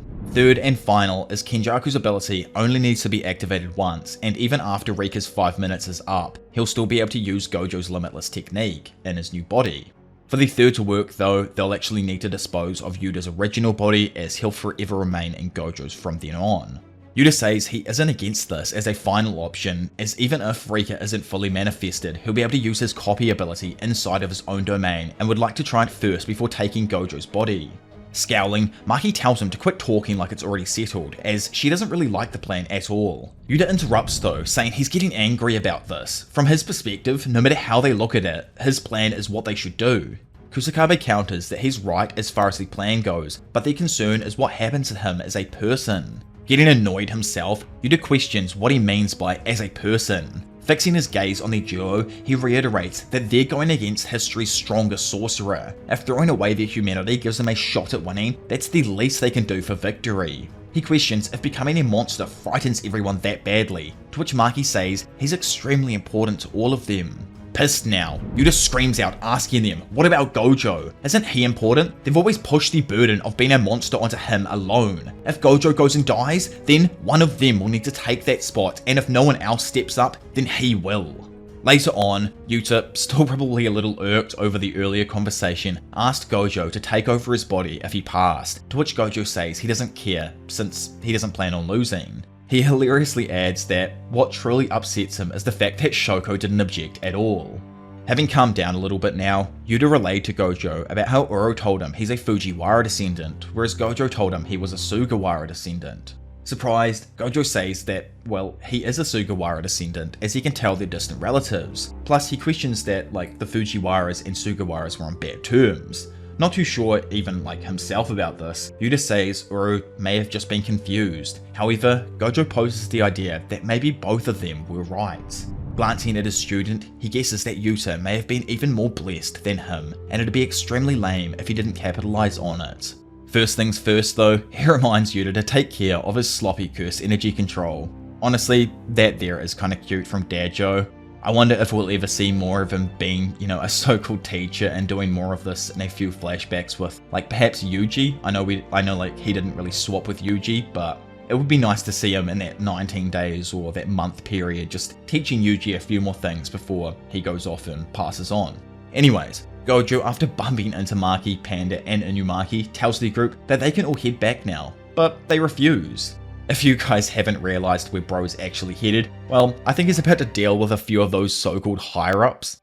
Now when he can't order them to leave, Gojo says he'd rather they didn't witness something so gruesome, especially the fact he's not even sure this is the correct thing to do. However, even if he loses against Sukuna, Gakuganji will be in charge after he blasts everyone in this room, which, is probably a plus to him and adds even more credence that bro's about to eliminate the higher-ups.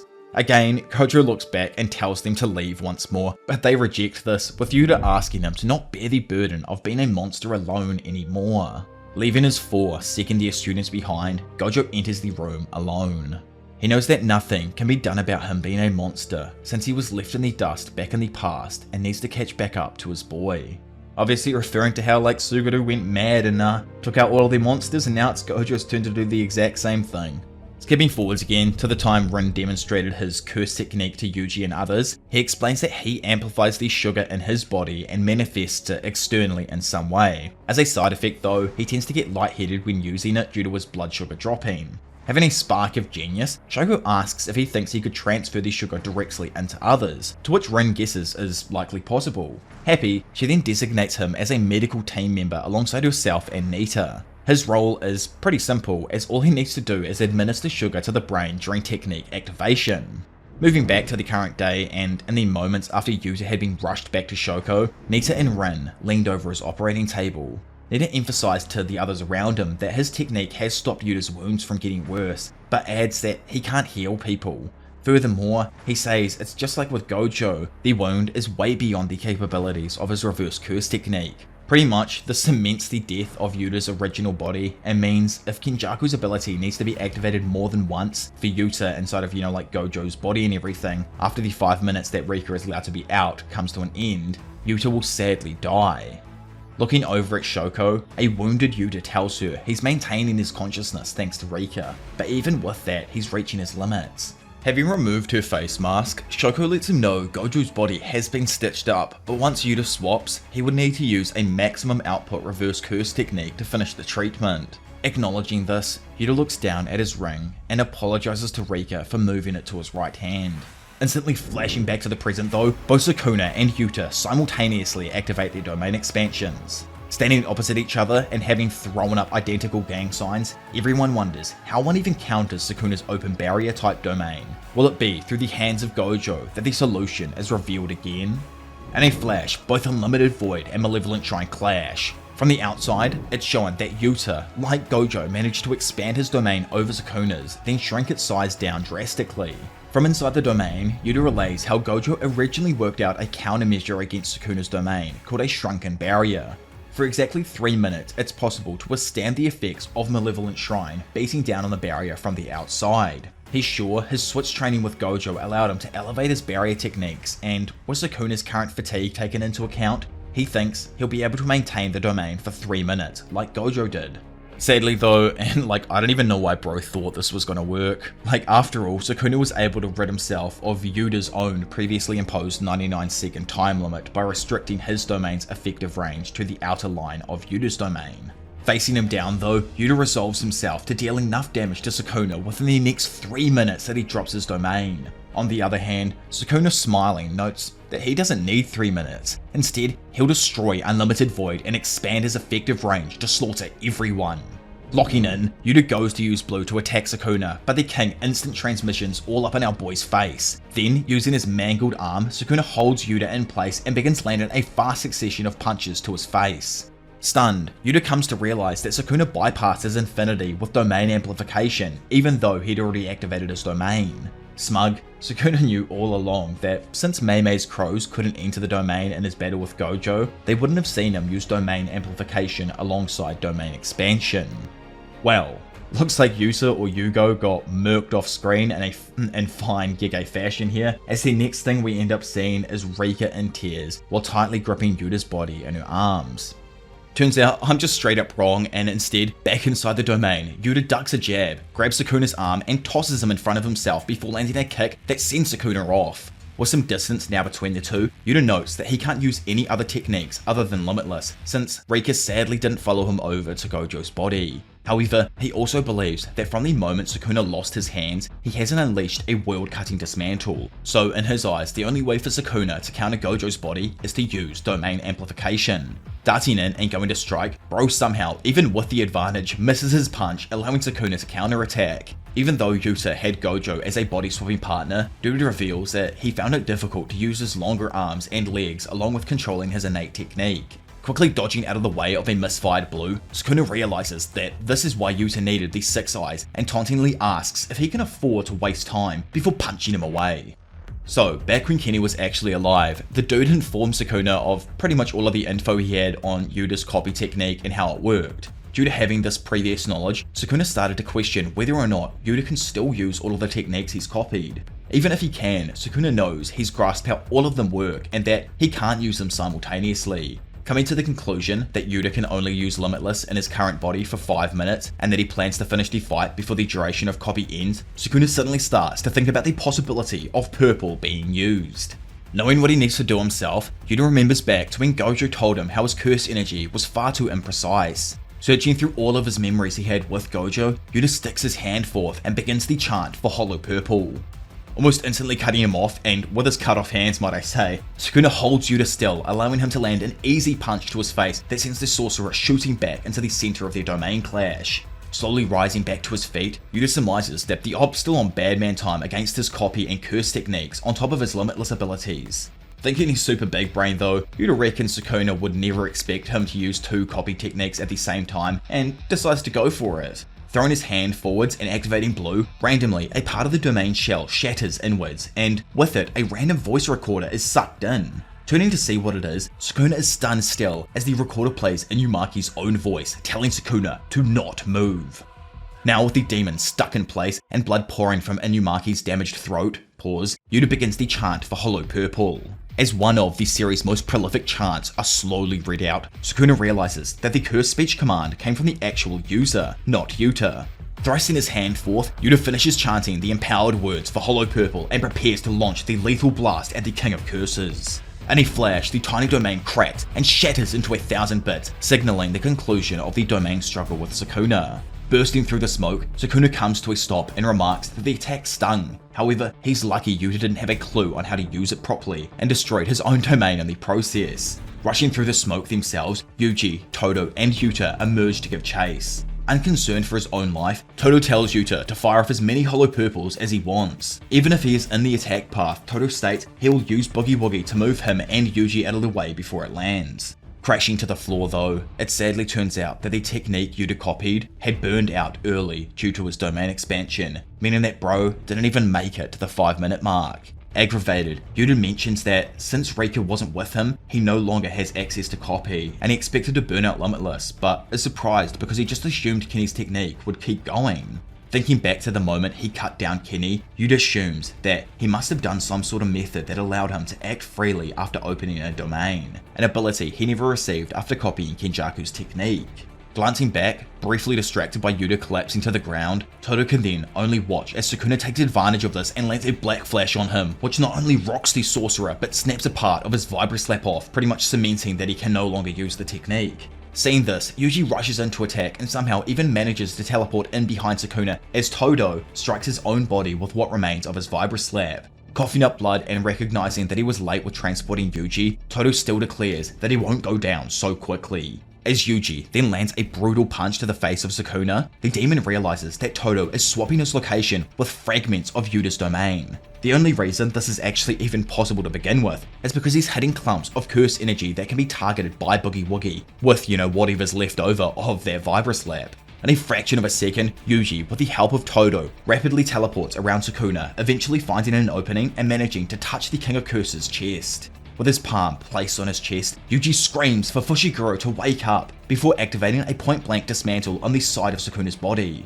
This attack, instead of inflicting visible damage, is actually driving a dismantle into the boundary between his and Megami's soul.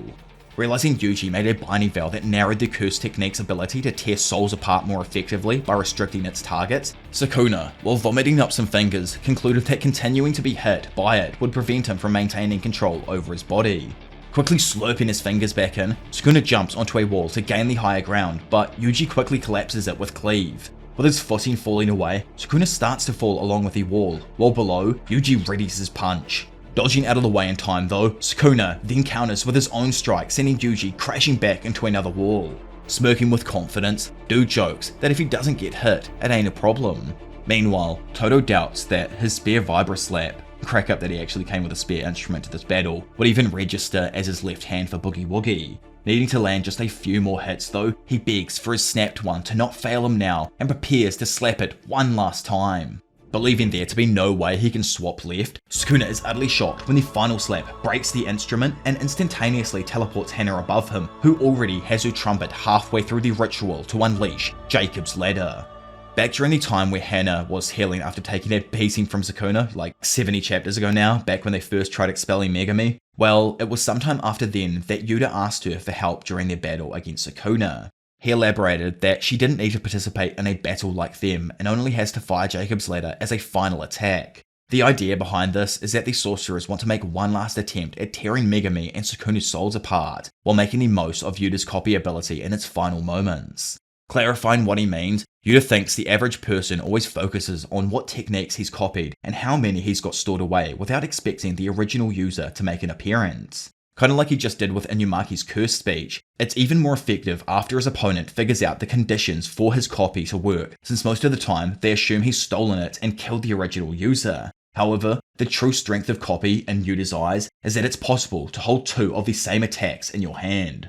Which means, he's pretty much saying it's possible to keep two people alive, and then have a backup use of that ability that no one ever expected to use from the original user type thing. By the way, back in Shinjuku, Sukuna's shocked face wraps back around to see Hana blasting him with a maximum output Jacob's Ladder. Simultaneously to this, Yuji smashes the ground Sukuna is standing on, allowing the pillar of light to engulf the king's body. Darting up the rubble around him, Hana looks down to notice Sukuna quickly closing in on her. When it comes to Yuji and Todo, well, unlike the sure-hit Jacob's Ladder in Yuta's domain that targeted Sukuna because of obviously how domains work, Hana's light will now also affect Todo and Yuji. And during the purifying light, Sukuna is adamant that if he continues to race up the pillar, he can reach Angel without anyone interfering. Up in the sky, Angel screams out for Hana to quickly get some distance. However, it's too late, as before she can even notice, Sukuna appears directly behind her, still in the pillar of light. Readying another punch, Sukuna remarks that coexisting with a fully fleshed cursed means the sorcerer, or Hana in this bout, is extremely reliant on techniques, leaving them without any physical reinforcements. On top of that, losing her arm in the previous bout has drastically weakened her output in comparison to the previous time Sukuna was hit by Jacob's ladder. Darting in from a nearby ledge though, Big Todo manages to block the strike intended for Angel, which turns out to be a freaking another Black Flash. Stunned to see him back once more, Sukuna recognizes Todo as a true sorcerer. Nonetheless, the impact rockets both of the sorcerers through the side of a building and into the ground below, seemingly taking them out of the fight. With Hana out and down for the count, Sukuna turns back to finally face down Yuji, only to find that bro's already right behind him after having chased him up through Jacob's ladder. Charging a punch, Yuji socks Sukuna in the face before grabbing his legs and whipping him down through a building. Almost immediately regaining his footing though, Sukuna glances up in time to see Yuji coming in, allowing him to get on one hand and dodge his cleave. Forcing his other free hand forth, Sukuna shoots off a dismantle that Yuji weaves out of the way of. Getting caught though, Yuji is then smacked straight in the forehead with a punch from Sukuna's left hand that seemingly sends him sliding back. Charging in, it's revealed that Sukuna, after completing 2 Black Flashes, has now fully regained control over his reverse curse technique and regenerated his missing limbs. Snatching Yuji's fist out from in front of him, Sukuna finds it unnecessary to make any risky moves like Gojo had in his fight and proceeds to relentlessly pummel the young sorcerer. Jumping up and kneeing him in the head, Yuji is sent back a few feet, to which Sukuna notes that Yuji is now unable to threaten his life and can just wait until his techniques return. Touching the ground though and activating his cleave on it, Yuji breaks apart the floor and messes up Sukuna's footing. Standing back up and trying to capitalize on it, Yuji goes to strike Sukuna with a soul-rendering dismantle, but misses and hits the wall behind him. Smirking, Sukuna knows that the attack is extremely deadly to a fully fleshed curse like him. However, as he smacks Yuji in the face once more, thinks it doesn't matter if Yuji can't even land his hits.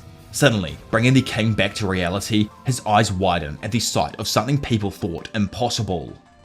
Falling back into a memory, Yuji remembers the time Gojo initially taught him all about how domain expansions work and that they expend a ton of curse energy. Trying to make it easier for Yuji to understand, he told him to think of it like a buff in gaming, and that when a granted curse technique is activated inside a domain, it always hits. Back in Shinjuku, Yuji forms a hand sign and says the words needed to expand his own freaking domain. So, due to the time spent training with Kusakabe before this battle here, Yuji was able to learn the basics of barrier techniques. Still wide-eyed and now in a train station-like setting, a confused Sukuna, who's back in Yuji's younger body here, asks, and approaching Yuji, what this place just happens to be. Yuji, appearing as he did like way back in high school before eating their finger, cheerfully tells Sukuna to follow him. And that there is where we're going to end the video for today, guys. If you have enjoyed it, then do make sure to leave a like and subscribe if you are new around here, as it really helps out with just pushing my content to a bunch of new amazing people. I am going to cover the last, I think it's going to be around 8 or 9 chapters that I like. Obviously there's 5 chapters to go in the series, as we all know. So there's like around 8 chapters that I probably will have left to cover of this arc before I'll release my entire Shinjuku Showdown arc, and then I will cover the entirety of the Jujutsu Kaisen story starting at the beginning of the anime. So of course, smash like and try and push this video to like, say 10k likes, so it shows me that you're all keen as to see the entire Jujutsu Kaisen story explained after the series or the manga comes to an end. Finally, feel free to check out the Patreon or even become a channel member to get early access, or to just support me even a little bit more, as long videos like this take months of prep, as you guys have all seen. But either way, enough of me rambling on as per usual. Thank you for all the support so far, especially on the recent One Punch Man video. It's been absolutely amazing. But for now, it's been your professional degenerate Diavolo, and I will see you all in a bit. Bye.